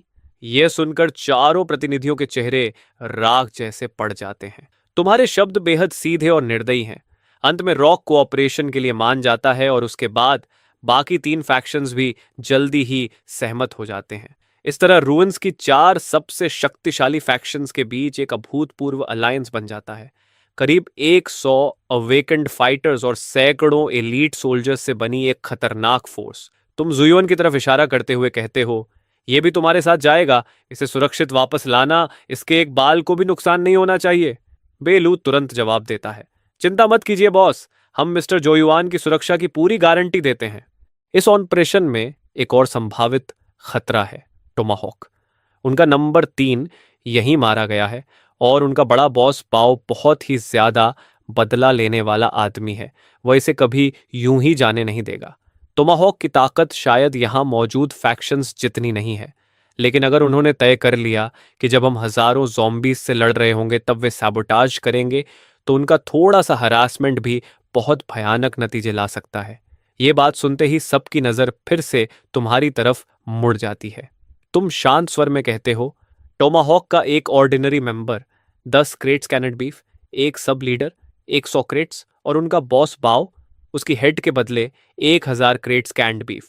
चाहे तुम हो या रूइंस का कोई भी नोमैड जो मुझे उसका सिर लाकर देगा, उसे यह रिवॉर्ड मिलेगा। यह सुनकर चारों फैक्शंस की सांस जैसे रुक जाती है। बेलू जिस रिस्क की बात कर रहा था वह इस आदमी के लिए बिल्कुल भी रिस्क नहीं था। पूरा स्क्वायर मौत जैसे सन्नाटे में डूब जाता है। चारों फैक्शंस के प्रतिनिधि अब कोई भी गलत सोच रखने की हिम्मत नहीं करते। आज टोमाहॉक, कल शायद उनमें से कोई भी हो सकता है। बाउंटी घोषित होते ही अब किसी बहस की जगह नहीं बचती। बेलू, वांग फेंग, एक्सीसी और प्रोफेसर जे, ये चार लोग जिनके सिर्फ कदम पटकने से रूइंस का एक बड़ा हिस्सा हिल सकता था, अब एक भी बेकार शब्द नहीं बोलते। वे तुरंत काम बांटते हैं और फिर अपने अपने लोगों के साथ गाड़ियों में बैठकर तेजी से निकल जाते हैं। जाने से पहले बेलू जोयुआन के पास आता है और कहता है, मिस्टर जोयुआन, कृपया हमारे साथ चलिए। रास्ते में हमें टेक्नोलॉजी पार्क के बारे में आपकी जानकारी चाहिए होगी। जोयुआन अनजाने में सुपरटे की तरफ देखता है और तुम्हारे हल्के से सिर हिलाने के बाद ही वह आर्क के लोगों के साथ गाड़ी में बैठता है। दरवाजा बंद होने के बाद तुम तुरंत दूसरे वर्ल्ड में वापस जाने की जल्दी नहीं करते। बस एक सोच के साथ तुम आज की ट्रेडिंग में मिले सारे पैसे बाहर निकाल लेते हो। बिना झिझक तुम उनमें से एक मुट्ठी उठाकर सीधे अपने मुंह में डाल लेते हो।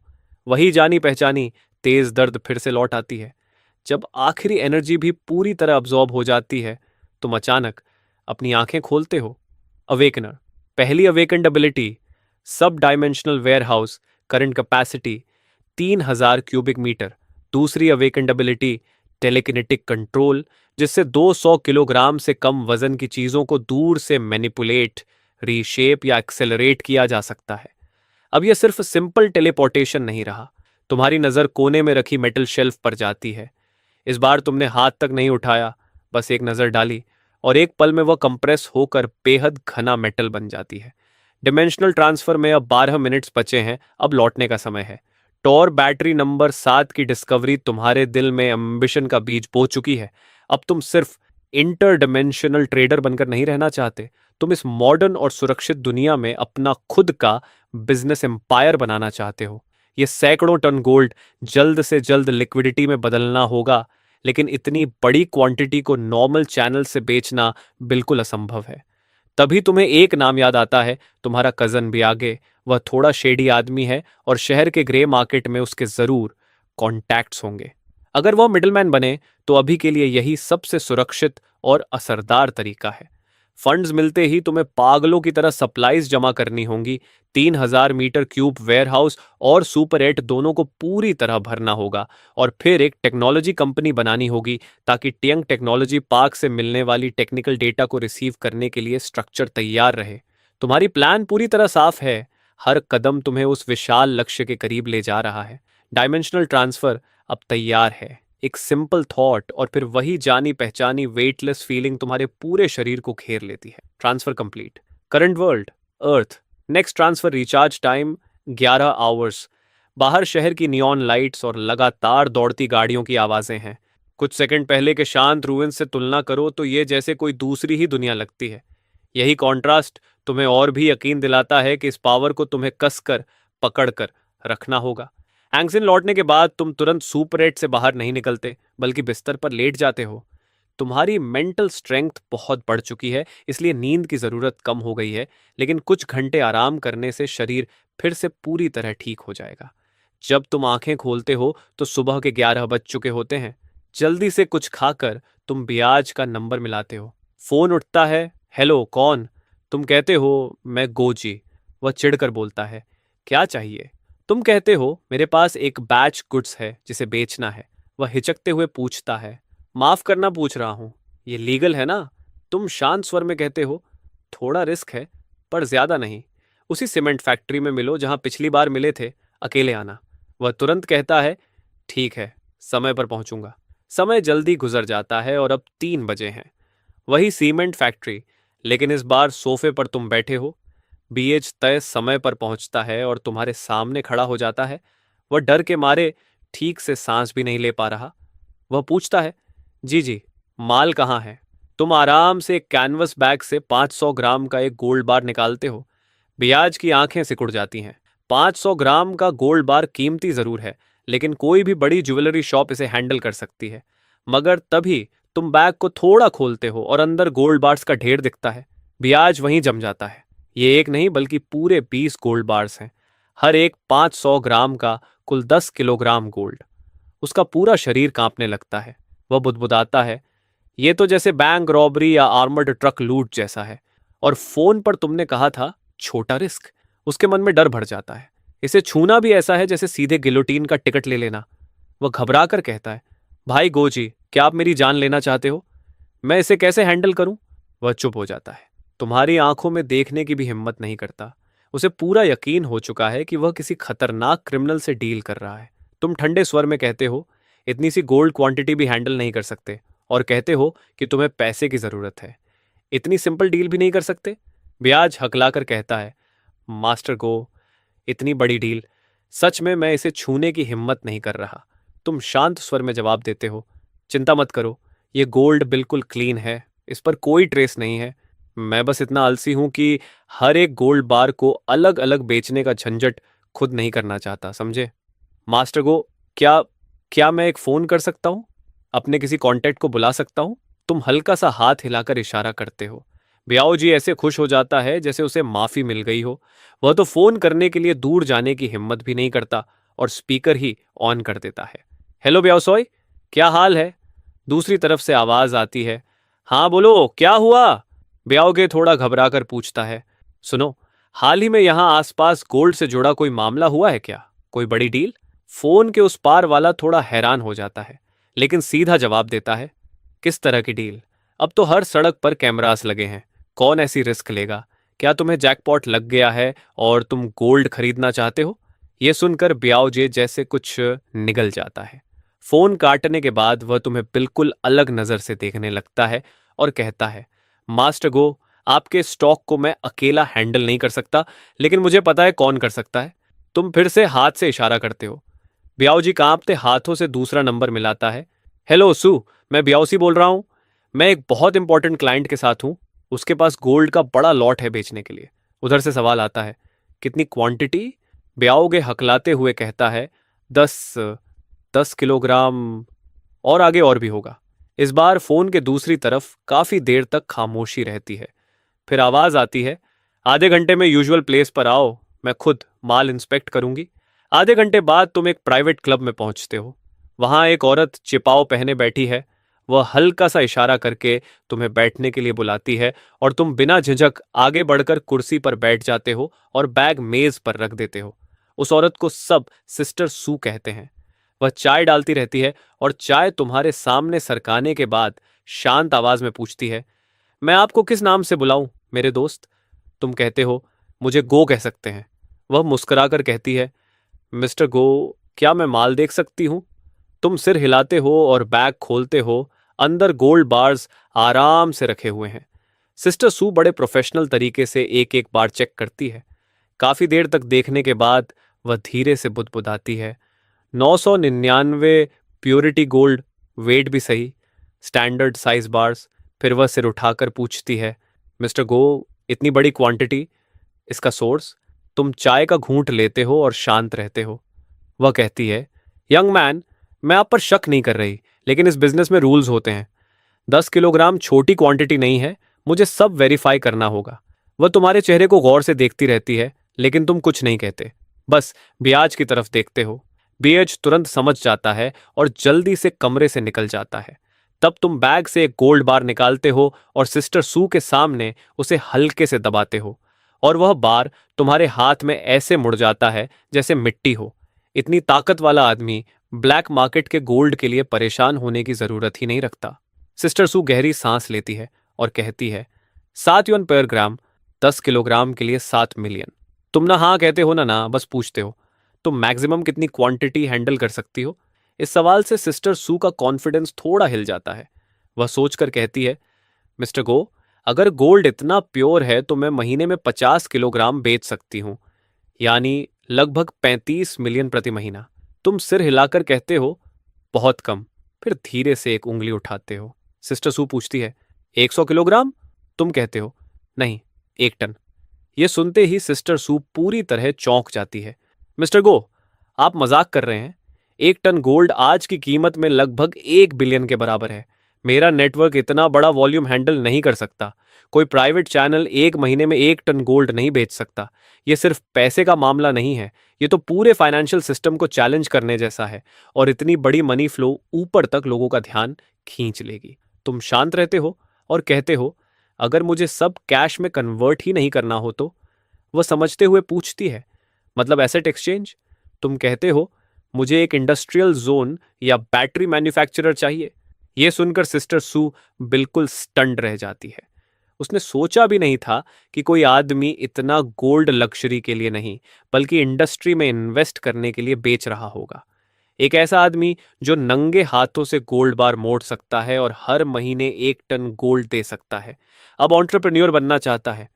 वह धीरे से कहती है, मिस्टर गो, ये डील मेरी कैपेसिटी से बाहर है। मुझे अपने बॉस से बात करनी होगी। तुम आराम से हाथ हिलाते हो।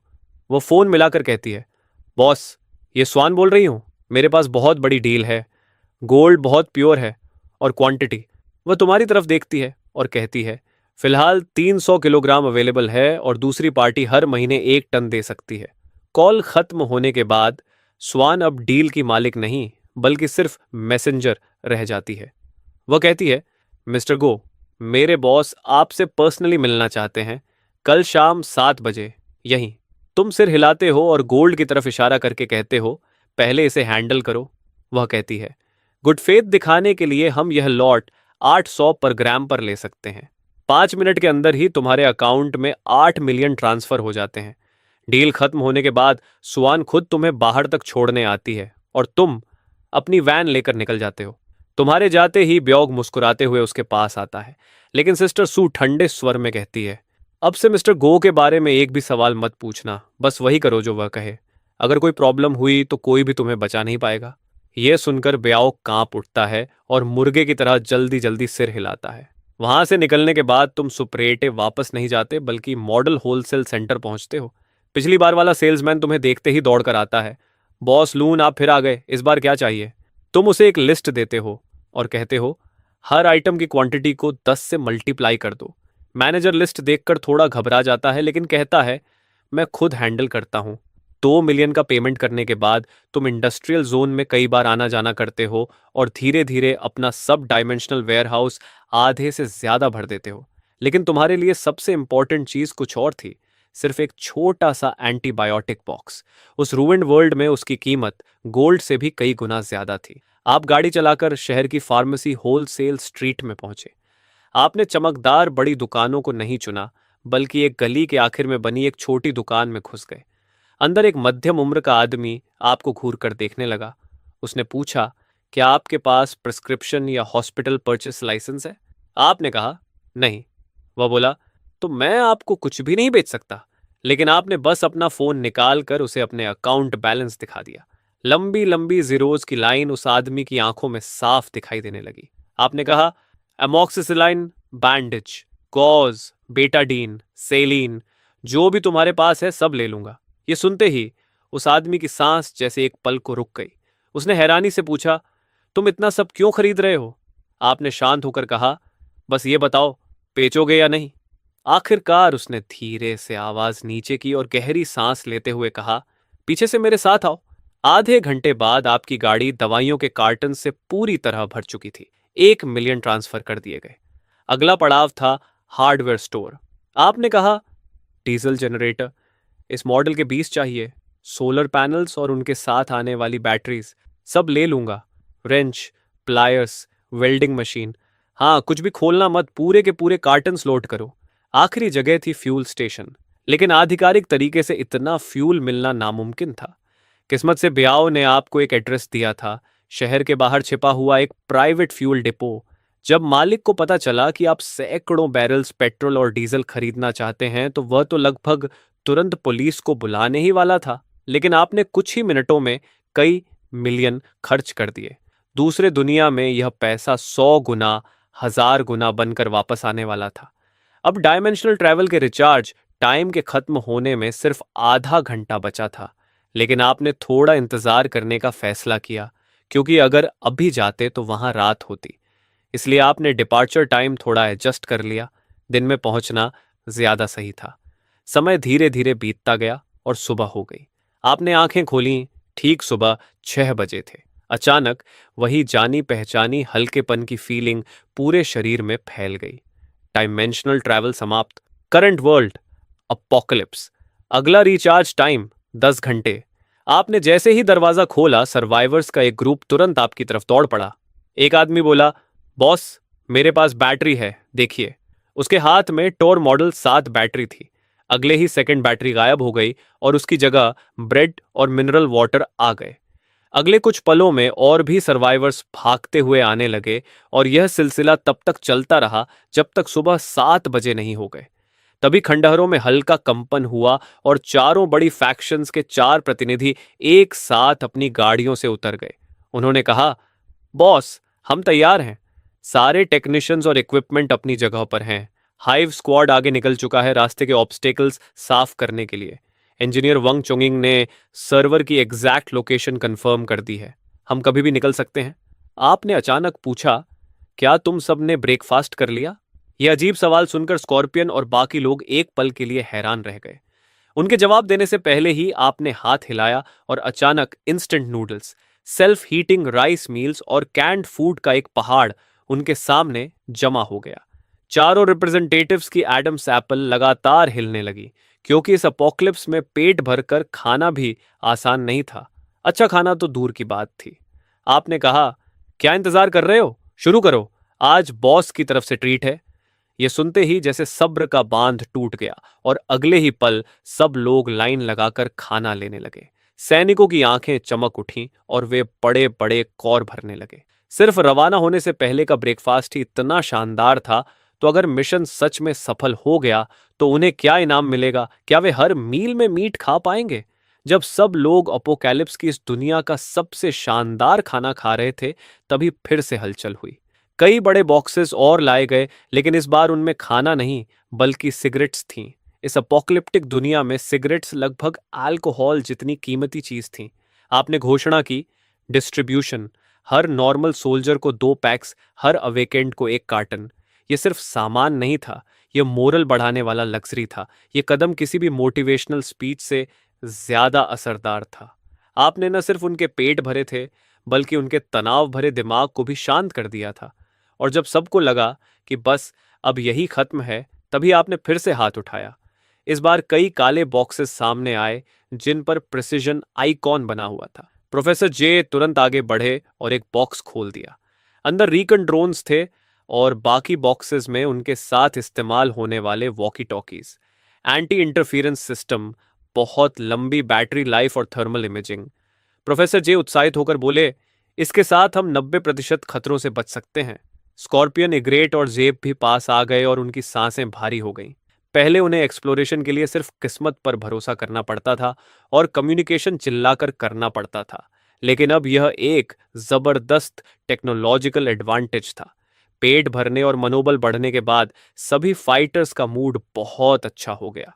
आदेश मिला, चलो, और इंजनों की गरज एक लोहे की नदी की तरह गूंज उठी, जिससे जमीन तक कांपने लगी।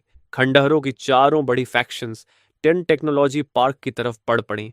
पंछी का हैवी ट्रक आगे रास्ता खोल रहा था और अपने रैम से रास्ते में पड़ी कार रेक्स को आसानी से हटाता जा रहा था। फंगजू का कन्वॉय बीच में था ताकि दोनों तरफ की रक्षा हो सके। एक व्हीकल में ईग्रेट ड्रोन से आसपास का इलाका देख रहा था और हर यूनिट का रूट शांत दिमाग से एडजस्ट कर रहा था। फेंगाओ की मोटरसाइकिल्स, जिन्हें गैप लीड कर रहा था, दोनों किनारों पर पेट्रोल कर रही थीं। टांटा का ट्रांसपोर्टर पीछे चल रहा था, जो प्रोफेसर जे, टेक्निकल टीम और चौंग की सुरक्षा कर रहा था।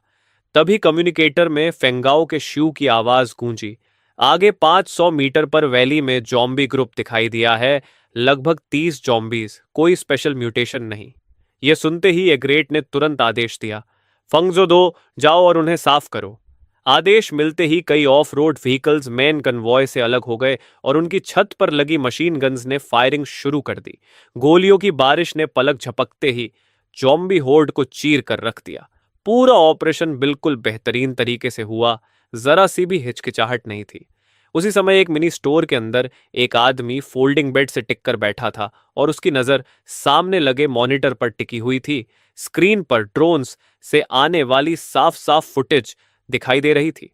इसी वक्त steel convoy ten technology park से लगभग 1 किलोमीटर दूर रुक गया। टेन टेक्नोलॉजी पार्क किसी छोटी सिटी जैसा था, जिसके चारों तरफ 5 मीटर ऊंची एलॉय वॉल बनी हुई थी और हर 100 मीटर पर एक गार्ड टावर खड़ा था, जिसके ऊपर लाल इंडिकेटर लगातार ब्लिंक कर रहा था। कॉम्बैट यूनिट्स तुरंत फैलकर डिफेंसिव पोजीशंस लेने लगीं, जबकि स्कॉर्पियन, एग्रेट, जेप और प्रोफेसर जे गंभीर चेहरे के साथ एक जगह खड़े होकर स्क्रीन देखने लगे। ईग्रेट ने गेट की स्ट्रक्चर पर जूम किया और बोला, मेन गेट सिस्टम पूरी तरह लॉक है। इसे उड़ाने के लिए पावरफुल एक्सप्लोजिव्स लगाने पड़ेंगे। यह सुनकर स्कॉर्पियन की आंखें सख्त हो गईं और उसने कहा, परफेक्ट, इसी गेट पर हमला करते हैं। पूरे इलाके के मॉन्स्टर्स को यहीं खींच लाएंगे और एक साथ खत्म कर देंगे। इसे हमें उन्हें एक एक करके ढूंढना नहीं पड़ेगा। सबकी सहमति मिलते ही तुरंत डिफेंसिव पोजीशन की प्लानिंग शुरू हो गई। गेट को सेंटर बनाकर फैन शेप डिफेंस बनाया गया। योजना साफ थी, हम ब्रीच को होल्ड करेंगे और जो भी कॉर्प्स हॉर्ड बाहर निकलेगी उसे यहीं खत्म कर देंगे। लाओ डेमोलिशन संभालेगा, ईव सर्वेलेंस और क्लीनअप करेगा, पंची के लोग फ्रंट लाइन पकड़ेंगे। आदेश मिलते ही चारों बड़ी फैक्शंस तुरंत हरकत में आ गईं और पूरी जॉइंट फोर्स एक प्रिसिजन वॉर मशीन की तरह चलने लगी। पंची की बेस्टियन यूनिट ने गेट के सामने पहली डिफेंस लाइन बना दी और उस पर हैवी मशीन गन्स तान दी। आग के लोग तेजी से डायरेक्शनल माइंस लगाने लगे। कुछ एलिमेंटल अवेकेंट जमीन पर दोनों हाथ रखकर खड़े हो गए। तुरंत धरती में गूंजती हुई वाइब्रेशन महसूस हुई और जमीन लहराने लगी। मिट्टी ऊपर उठने लगी और देखते ही देखते गहरी ट्रेंचेस बन गईं जो मिलकर जटिल सब जोन्स बना रही थीं। कुछ ही समय में एक साधारण लेकिन बेहद घातक डिफेंसिव फोर्टिफिकेशन तैयार हो गया। डेमोलिशन एक्सपर्ट ने अलॉय गेट पर पावरफुल एक्सप्लोजिव्स लगा दिए और जल्दी से पीछे हट गया। अगले ही पल कान फाड़ देने वाला धमाका हुआ और एक ही झटके में गेट में विशाल ब्रीच बन गया। कुछ सेकंड तक पूरा इलाका मौत जैसी खामोशी में डूबा रहा। फिर अचानक ब्रीच के अंदर से अनगिनत दहाड़ें गूंज उठीं और ज़ॉम्बीज का घना झुंड बाहर निकल पड़ा। वे सब पागलों की तरह डिफेंसिव पोजीशंस की तरफ दौड़ पड़े। बेल्लू के आदेश फायर के साथ ही हैवी मशीन गन्स आग उगलने लगीं और पीछे खड़े राइफलमैन ने कंसंट्रेटेड फायरिंग शुरू कर दी। गोलियों की बारिश ने ज़ॉम्बी होर्ड को चीर कर रख दिया, लेकिन उनकी संख्या बहुत ज्यादा थी। कई ज़ॉम्बीज गिरे हुए शवों के पीछे छिपकर आगे बढ़ते रहे और पल भर में फ्रंट लाइन की ट्रेंचेस तक पहुंच गए। 10 सेकंड के अंदर ट्रेंचेस लाशों से भर गईं और बाकी ज़ॉम्बीज उन्हीं शवों के पुल पर दौड़ते हुए आगे बढ़ने लगे। उसी समय डायरेक्शनल माइंस ट्रिगर कर दी गई। जबरदस्त धमाके के साथ एक बड़ा इलाका तुरंत साफ हो गया, लेकिन अगले ही पल नई काली लहर फिर से भर गई। बेल्लू चिल्लाया, मजबूत रहो, और खुद एक लाइट मशीन गन पकड़कर पागलों की तरफ फायरिंग करने लगा। उसके पीछे पंछी के सैनिक अपनी जान की बाजी लगाकर लाइन बचा रहे थे। मॉनिटर पर खून और मांस के टुकड़े उड़ते दिखाई दे रहे थे, लेकिन सब कुछ कंट्रोल में था। तुम बिना किसी भाव के चेहरा लिए यह सब देख रहे थे और हाथ उठाकर ड्रोन को कंट्रोल कर रहे थे ताकि पूरे त्यान टेक्नोलॉजी पार्क पर नजर रखी जा सके। अंदर की ज़ॉम्बी होर्ड धीरे धीरे कम हो रही थी। तभी एक गली के मोड़ पर यिंग की सिलुएट दिखाई दी और उसके पीछे अवेकेंड लोगों का एक ग्रुप खड़ा था। वे सब पास की दुकान की भरी हुई शेल्फ्स को लालच भरी नजरों से देख रहे थे। उनकी आंखों में लालच और चाहत चमक रही थी, लेकिन यिंग खुद बिल्कुल शांत था। उसने सीधे तुम्हारी आंखों में देखा और बिना घुमाए सीधा बोला, सुना है तुम त्यान टेक्नोलॉजी पार्क पर हमला कर रहे हो। मैं और मेरे साथ के लोग तुम्हारी मदद कर सकते हैं। यह सुनकर तुम्हारी नजर पूरे ग्रुप पर घूमी और फिर तुम्हारे होठों पर हल्की मुस्कान आ गई। तुमने कहा, मदद? बेल्लू की टीम ही काफी है। यह सुनते ही यिंग का चेहरा थोड़ा सख्त हो गया। उसने गहरी सांस ली और बोला, जो काम वे कर सकते हैं हम भी कर सकते हैं और उनसे बेहतर कर सकते हैं। यह सुनकर तुम्हारी दिलचस्पी तुरंत बढ़ गई। तुमने सामने मॉनिटर की तरफ इशारा किया और कहा, वह ब्रीच देख रहे हो? वहां से जो ज़ॉम्बीज निकलेंगे वे सब तुम्हारे हैं। इसे एडवांस समझो। तुम में से हर कोई पहले बेल्लू के पास जाकर एक कैंड बीफ ले सकता है। फिर मुझे दिखाओ कि तुम बड़े लोगों की टेबल पर बैठने लायक हो या नहीं। ये सुनते ही अवेकेंड लोग गुस्से से भर गए। एक कैंड बीफ के लिए हम अपनी जान जोखिम में डालें? क्या वह हमें भिखारी समझता है? हर तरफ से विरोध की आवाजें आने लगीं। लेकिन यिंग ने उनकी बातों को अनसुना कर दिया और तुम्हें घूरते हुए बोला, चुप, जिसे जाना है अभी चला जाए, जो रहना चाहता है वह मेरे साथ आए। पहले कैंड बीफ लो, फिर काम पर लगते हैं। इतना कहकर वह सीधे टियन टेक्नोलॉजी पार्क की तरफ चल पड़ा और अवेकेंड लोग एक दूसरे को असमंजस में देखते रह गए। कुछ पल बाद चेहरे पर बड़ा सा निशान लिए एक विशालकाय आदमी दांत भींचकर उसके पीछे चल पड़ा। ये देखकर बाकी लोग भी एक एक करके उसके पीछे हो लिए।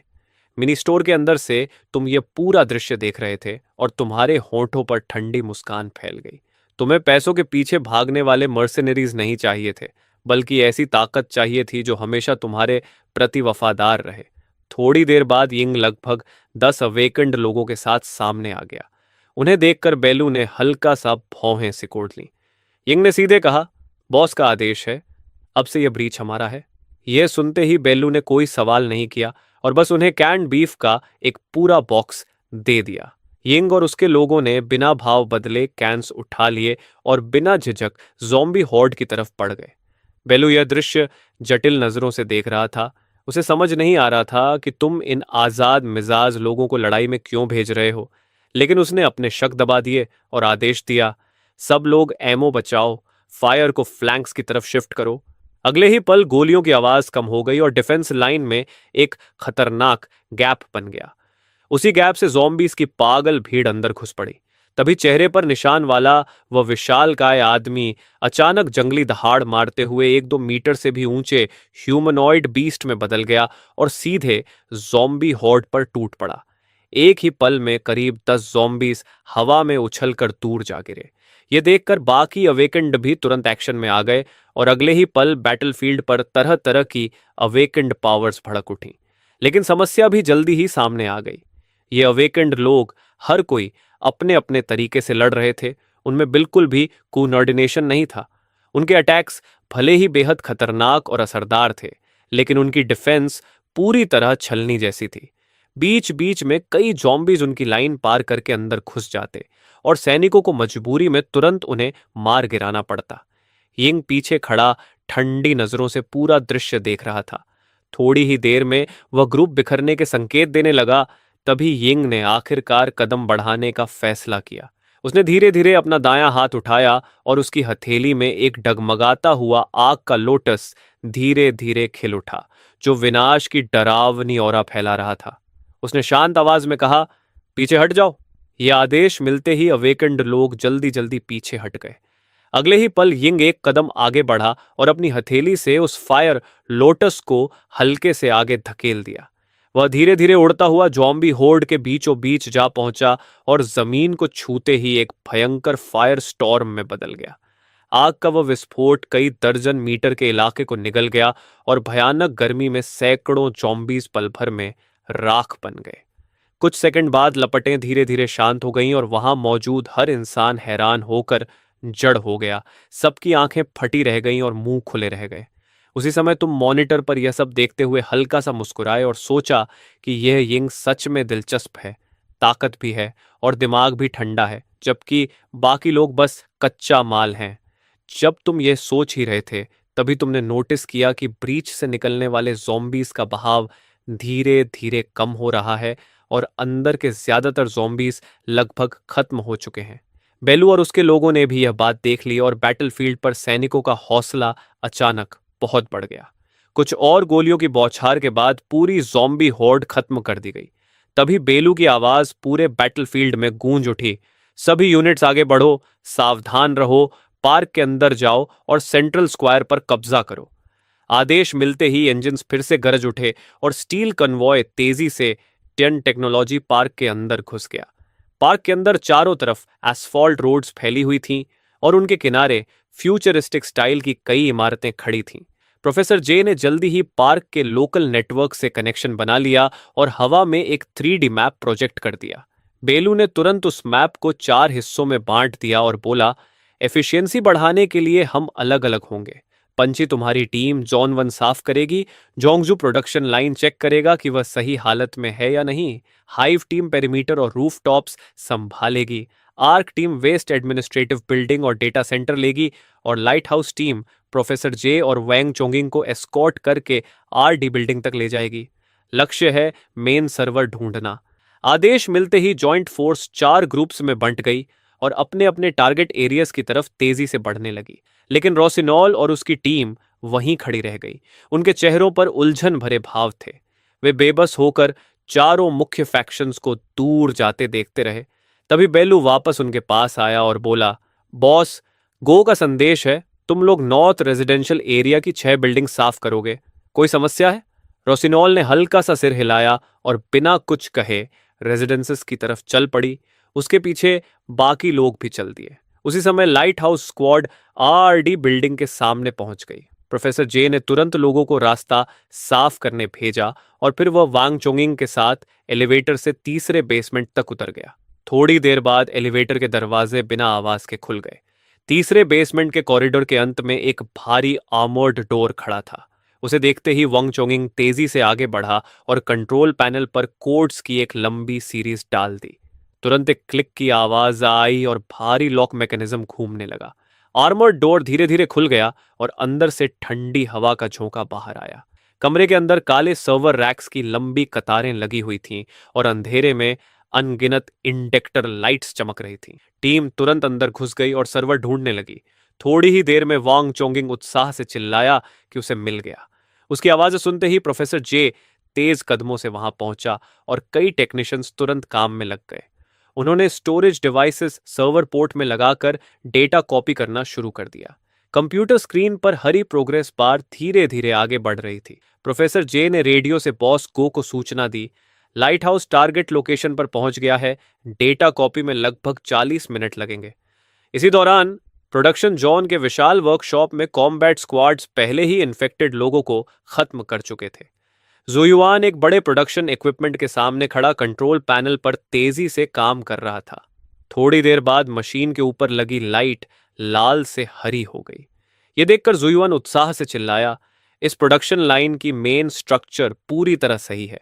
बस कुछ घिसे हुए पार्ट्स बदलने होंगे और एनर्जी सोर्स से जोड़ते ही इसे फिर चालू किया जा सकता है। स्कॉर्पियन हैरानी से पूछता है, बॉस, गो को जो बैटरीज चाहिए थीं वो कहाँ हैं? यह सुनकर जुयुआन वर्कशॉप के अंत में बने एक बंद वेयरहाउस डोर की तरफ इशारा करता है। रॉक स्क्वाड का एक सैनिक आगे बढ़कर क्रोबार से दरवाजा खोल देता है। अंदर अनगिनत शेल्फ्स अंधेरे के आखिर तक फैली हुई थीं। सब लोग हैरान होकर खड़े रह गए क्योंकि शेल्फ्स पर नए नए कार्टन्स बिल्कुल करीने से रखे थे और उन पर साफ साफ थॉर मॉडल 7 का लोगो छपा हुआ था। एक सैनिक आगे बढ़कर चाकू से एक कार्टन खोल देता है और अगले ही पल उसमें से कई ब्रांड न्यू बैटरीज गिर पड़ती हैं। रॉक स्क्वाड के सैनिक खुशी से चिल्ला उठते हैं। जुयुआन भी उत्साह में शेल्फ्स के बीच से गुजरते हुए अपनी टैबलेट से इन्वेंट्री के बारकोड्स स्कैन करने लगता है और कुछ ही देर बाद बोलता है, यहाँ कम से कम 30,000 बैटरीज हैं और हालत भी शानदार है। फेलियर रेट 5% से ज्यादा नहीं है। ये सुनते ही स्कॉर्पियन अपनी खुशी नहीं रोक पाता और हंसते हुए कहता है, अगर हम ये सब वापस ले आए तो बॉस को हमें इनाम में कैंड फूड का पहाड़ दे देगा। तभी जुयुआन की आवाज फिर से गूंजती है, यहां सिर्फ एक प्रोडक्शन लाइन नहीं है, यहां 2 पूरी प्रोडक्शन लाइंस मौजूद हैं। यह सुनते ही स्कॉर्पियन जोर से हंस पड़ता है। स्कॉर्पियन तुरंत अपनी रेडियो उठाकर रिपोर्ट करता है, बॉस गो, जोन वेयरहाउस में 30,000 सही हालत वाली बैटरीज मिली हैं और 2 पूरी प्रोडक्शन लाइंस भी मिली हैं। उसी समय सुपर 80 के अंदर तुम अब भी कैंप बेड से टिके बैठे हो और रेडियो पर लगातार अच्छी खबरें आ रही हैं। हाइव ने सभी ऊंचे पॉइंट्स पर कंट्रोल ले लिया है और कहीं भी दुश्मन की बड़ी एक्टिविटी नहीं दिख रही। नॉर्थ सेक्टर का डॉर्मिटरी भी पूरी तरह साफ कर दिया गया है। लेकिन इन सब के बावजूद तुम्हारे चेहरे के भाव बिल्कुल नहीं बदलते। तुम अपने साइकिक पावर से शेल्फ पर रखी एक सोडा कैन उठाते हो और आराम से पीते हुए संतोष से मुस्कुराते हो। थोड़ी देर बाद डेटा कॉपी भी पूरी हो जाती है और सारी बैटरीज भी पैक कर दी जाती है। फिर चारों टीम्स गेट के सामने इकट्ठा होती हैं। उसी समय स्कॉर्पियन के दिल में एक अजीब सी बेचैनी उठती है। उसे नहीं पता कि तुम विक्ट्री पार्टी में आना स्वीकार करोगे या नहीं, बल्कि उसे यह डर भी सताता है कि कहीं तुम इस आइडिया के लिए उससे नाराज न हो जाओ। यह सोचकर ही उसकी रीढ़ में ठंडी सिहरन दौड़ जाती है। कुछ देर बाद पूरी सेना वापस सुप्रिटे के सामने आ जाती है। चारों तरफ एक अजीब सा सन्नाटा छा जाता है और सबकी निगाहें नीचे गिरे हुए आयरन शटर पर टिक जाती हैं। अगले ही पल शटर धीरे धीरे ऊपर उठता है और तुम शांत चेहरे के साथ बाहर आते हो। तुम्हारी नजर सीधे स्कॉर्पियन पर टिक जाती है। तुम कहते हो, स्कॉर्पियन, सुना है तुम विक्ट्री पार्टी करना चाहते थे, सही है? ये सुनते ही स्कॉर्पियन का दिल जोर से धड़कने लगता है और उसके माथे पर ठंडे पसीने की बूंदें आ जाती हैं। वह घबरा कर कहता है, बॉस गो, ये आइडिया मेरा था, मैं। लेकिन तुम अचानक उसे बीच में रोक देते हो और कहते हो, यह अच्छा आइडिया है। फिर तुम अपना हाथ उठाकर हल्के से घुमाते हो और अगले ही पल स्क्वायर के बीचों बीच मांस का एक विशाल पहाड़ प्रकट हो जाता है। पोर्क, बीफ, सॉसेजेस, हर तरह का मीट मौजूद है।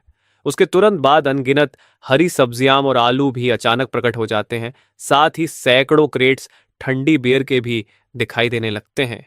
ये देखकर पूरे स्क्वायर में बस लोगों के निगलने की आवाज सुनाई देने लगती है। फिर तुम्हारी आवाज दोबारा गूंजती है, क्या इंतजार कर रहे हो? आज रात सबको मांस मिलेगा। तुम्हारे शब्द खत्म होते ही कुछ पल के लिए पूरा मैदान शांत हो जाता है और फिर अचानक आसमान चीरती हुई जोरदार चीयर्स गूंज उठती है। सैनिक खुद को रोक नहीं पाते और मांस के पहाड़ की ओर दौड़ पड़ते हैं। थोड़ी ही देर में पंची के योद्धा बारबेक्यू ग्रिल्स लगा देते हैं और कोयला जलाने लगते हैं। आग के लोग सब्जियां धोने लगते हैं जबकि हाइव के रेड मंकीज आसपास फैलकर फीस्ट की सुरक्षा संभाल लेते हैं। कुछ ही देर में पूरे स्क्वायर में ग्रिल्ड मीट की खुशबू फैल जाती है और सब लोग ऐसे मीट और बियर का मजा लेते हैं जैसे दुनिया में कभी अपोक्लिप्स हुआ ही ना हो। यंग भीड़ से अलग खड़ा तुम्हें देख रहा होता है जबकि तुम शांत होकर पूरा दृश्य देख रहे होते हो। उसी पल उसे अचानक समझ में आता है कि तुम जो दे रहे हो वह न तो अपमान है और न दया, बल्कि एक चुनाव है। या तो अकेला भेड़िया बनकर ठंडे बचे खुचे टुकड़ों के लिए लड़ते रहो या लायन किंग के सामने झुककर उसके दिए हुए फीस्ट का हिस्सा बनो। तुम दरवाजे के फ्रेम से टिके सोडा पी रहे होते हो कि तभी स्कॉर्पियन उत्साह से लाल चेहरा लिए दौड़ता हुआ आता है और सम्मान से झुककर कहता है, बॉस गो, आज से पंछी हमेशा आपका सबसे वफादार अली रहेगा। स्कॉर्पियन की जान भी आपकी है। तुम कुछ नहीं कहते, बस खाली कैन को हाथ में मसलकर लगभग 10 मीटर दूर रखे कूड़ेदान में फेंक देते हो और शांत आवाज में कहते हो, जब तक तुम आदेश मानोगे हर भोजन में मांस मिलेगा। इतना कहकर तुम मुड़ते हो और सुपरेटे की छाया में वापस चले जाते हो। ये एक वाक्य वहां मौजूद हर इंसान के लिए जबरदस्त जोश भरने वाला बन जाता है और तुम्हारा प्रभाव पूरे स्क्वायर पर छा जाता है। पार्टी चलती रहती है। बेलू वांगफेंग और प्रोफेसर जे एक अस्थाई मेज के पास बैठे होते हैं और उन्हें साफ पता होता है कि आज से रूइंस के नियम बदल चुके हैं। काफी देर बाद आग की लपटें धीरे धीरे बुझ जाती हैं और मांस का पहाड़ पूरी तरह खा लिया जाता है। उसी समय आयरन शटर बिना आवाज के फिर से उठता है और तुम दोबारा बाहर आते हो। सबकी निगाहें तुरंत तुम पर टिक जाती हैं।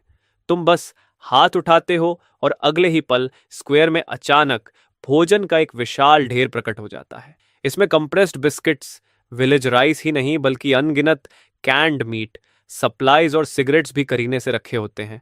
साथ ही पानी के भंडार भी होते हैं। तुम शांत आवाज में कहते हो, इसका एक हिस्सा चारों बड़ी फैक्शंस के साथ तय नाम है और बाकी उन सबको मिलेगा जिन्होंने लड़ाई में हिस्सा लिया। पार्टाई युद्ध में किए गए काम के अनुसार होगी। हर कोई अपनी हिस्सेदारी ले सकता है। पेलू इसका प्रबंध करेगा, एक्सेल उसकी मदद करेगा। इतना कहकर तुम फिर से मुड़कर सुपरेट के अंदर चले जाते हो। मैदान में फिर से जोरदार चीयर्स गूंज उठती है और बेलू आगे बढ़कर युद्ध के रिकॉर्ड के अनुसार इनाम बांटना शुरू करता है।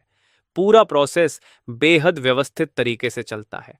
अब हर किसी को समझ आ चुका है कि पुराना युग खत्म हो गया है और अब इन रूइंस में सिर्फ एक ही नियम चलेगा, तुम्हारा। थोड़ी देर बाद सप्लाईज का वितरण खत्म हो जाता है और एक एक करके कॉन्वॉयज इंजन्स स्टार्ट करके स्क्वायर छोड़ने लगते हैं। कुछ समय बाद वहां सिर्फ हड्डियों और खाली बॉटल्स का ढेर रह जाता है और बीच स्क्वायर में सिर्फ यिंग और बाकी अवेकेंड खड़े रह जाते हैं। उसी पल उन्हें पूरी तरह समझ आ जाता है कि तुम ही उनका एकमात्र रास्ता हो।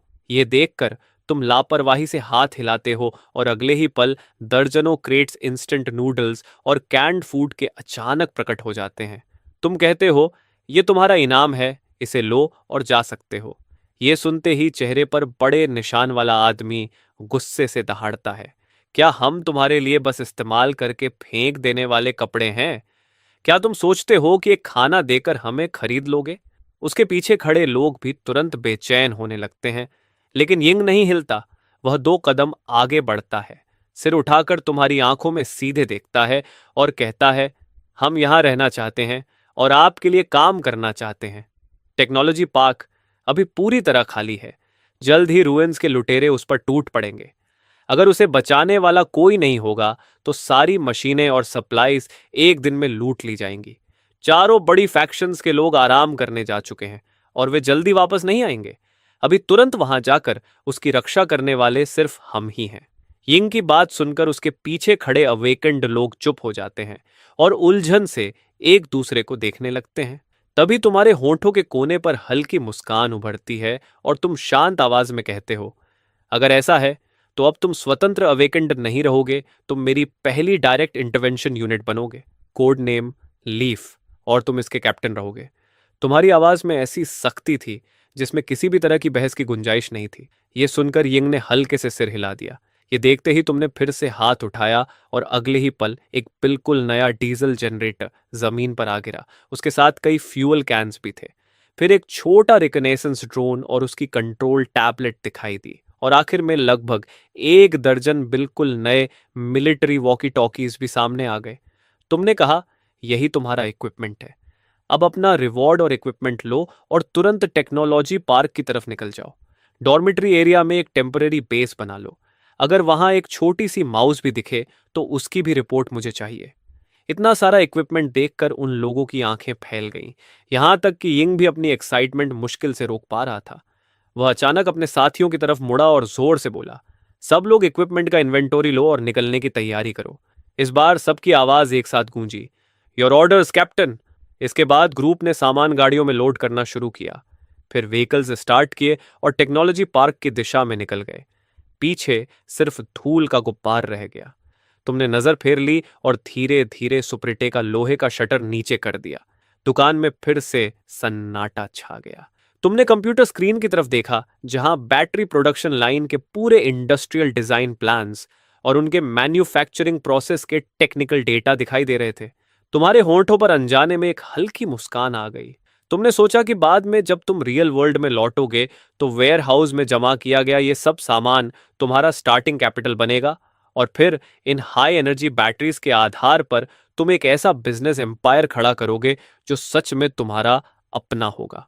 इस ऑपरेशन की खबर जल्दी ही बर्बाद हो चुकी धरती में फैल गई और ज्यादा से ज्यादा लोग स्क्वायर की तरफ आने लगे। थोड़े ही समय में वहां इंसानों की भीड़ उमड़ पड़ी।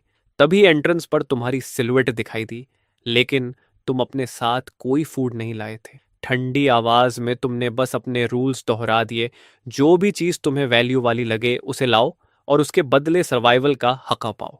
जैसे ही तुमने ये कहा, तुमने एक आदमी को टेम्पोरेरी मैनेजर बना दिया। इस तरह एक सिंपल लेकिन एफिशिएंट एक्सचेंज मार्केट बन गया।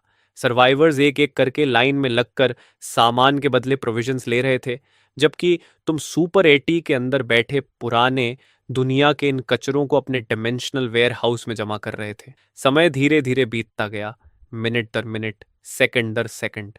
आखिरकार डिमेंशनल ट्रैवल का रिचार्ज टाइम खत्म हो गया। उसी समय तुमने स्क्वायर की तरफ देखा। लाइन अब सैकड़ों मीटर तक लंबी हो चुकी थी। ये देखकर तुमने टेम्पररी मैनेजर से कहा, एक्सचेंजेस ठीक 17 बजे खत्म हो जाएंगे, उसके बाद कुछ नहीं होगा। ये सुनते ही मैनेजर थोड़ा घबरा गया और पूरी ताकत से भीड़ की तरफ चिल्लाया, पॉज गो ने कहा है एक्सचेंजेस 17 बजे खत्म हो जाएंगे, जिसका नंबर नहीं आएगा वो कल सुबह फिर आना। तुमने संतुष्ट होकर सिर हिलाया। यह टेम्परेरी मैनेजर सच में काबिल था। फिर तुमने टोनी को पकड़कर कहा, इंग को बोलो 2 लोग भेजे। एक्सचेंजेस खत्म होने के बाद मैनेजर को टेक्नोलॉजी पार्क ले जाना और उसके लिए रहने की जगह ढूंढना। तुम्हारी बात खत्म होते ही मैनेजर भावनाओं से कांपने लगा और तुरंत मुड़कर सुपर एटी की तरफ 3 बार झुककर प्रणाम किया। तुमने फिर अपना ध्यान कंप्यूटर पर लगाया और डॉक्यूमेंट्स को बहुत ध्यान से दोबारा देखने लगे। ठीक 17 बजे एक्सचेंजेस खत्म हो गए और ये द्वारा भेजे गए 2 लोग भी पहुंच गए। सर्वाइवर्स एक एक करके चले गए और किसी ने भी ट्रबल पैदा करने की हिम्मत नहीं की। स्क्वायर फिर से शांत हो गया। बस एक विचार से तुम्हारे सामने की स्पेस हल्की सी मुड़ने लगी और तुरंत एक धुंधला वॉर्टेक्स बन गया। पलक झपकते ही तुम रियल वर्ल्ड में वापस आ गए। स्वान के बॉस से मिलने में अभी 2 घंटे बाकी थे, इसलिए तुम सीधे सिटी सेंटर के सबसे लग्जूरियस शॉपिंग मॉल में गए और एक high end men's clothing store में दाखिल हुए। आधे घंटे बाद तुम वहां से निकले तो तुम्हारे शरीर पर perfectly tailored dark grey suit था। उस पल तुम किसी सुपर एट ओनर की तरह नहीं, बल्कि एक असली पावरफुल बिजनेसमैन लग रहे थे। 19 बजे, चिंगजन मैनर। एक सफेद सांची स्टाइल वैन गेट के सामने खड़ी थी। तुम ड्राइवर सीट से उतरे और स्वान खुद तुम्हारा स्वागत करने के लिए एंट्रेंस पर खड़ी थी, लेकिन तुमने उसे नजरअंदाज कर दिया। तुम सीधे व्हीकल के पीछे गए और ट्रंक से 2 मेटल क्रेट्स बाहर निकाले। क्रेट्स के कोने थोड़े मुड़े हुए थे क्योंकि वे अपने ही वजन को मुश्किल से संभाल पा रहे थे। यह देखकर स्वान की आंखें अचानक सिकुड़ गईं। 2 क्रेट्स में कुल 300 किलोग्राम गोल्ड, हर एक लगभग 150 किलोग्राम, और फिर भी तुम दोनों को एक एक हाथ में बिना किसी मुश्किल के उठा रहे थे। सुआन ने गहरी सांस ली और अपने अंदर उठ रही दहशत को दबा दिया। फिर रास्ता दिखाने के लिए किनारे हट गई, जहां बॉस तुम्हारा इंतजार कर रहा था। वह तुम्हें गेट के अंदर ले गई। कोर्टयार्ड के अंधेरे कोनों में तुम्हें कई ठंडी ओरस का एहसास हुआ, जैसे अंधेरे में छिपे सांपों का झुंड। थोड़ी देर बाद स्वर्ण तुम्हें मेन बिल्डिंग के बीचों बीच बने एक ऑफिस में ले आई। कमरे में एक महोगनी डेस्क था और दीवारों पर किताबों से भरी शेल्फ्स थी। डेस्क के पीछे एक बूढ़ा आदमी बैठा था जो एक पुरानी ट्रेडिशनल बाइंडिंग वाली किताब पढ़ रहा था। यह देखकर सुआन ने गहराई से झुककर कहा, मास्टर तांग, मिस्टर गो आ गए हैं।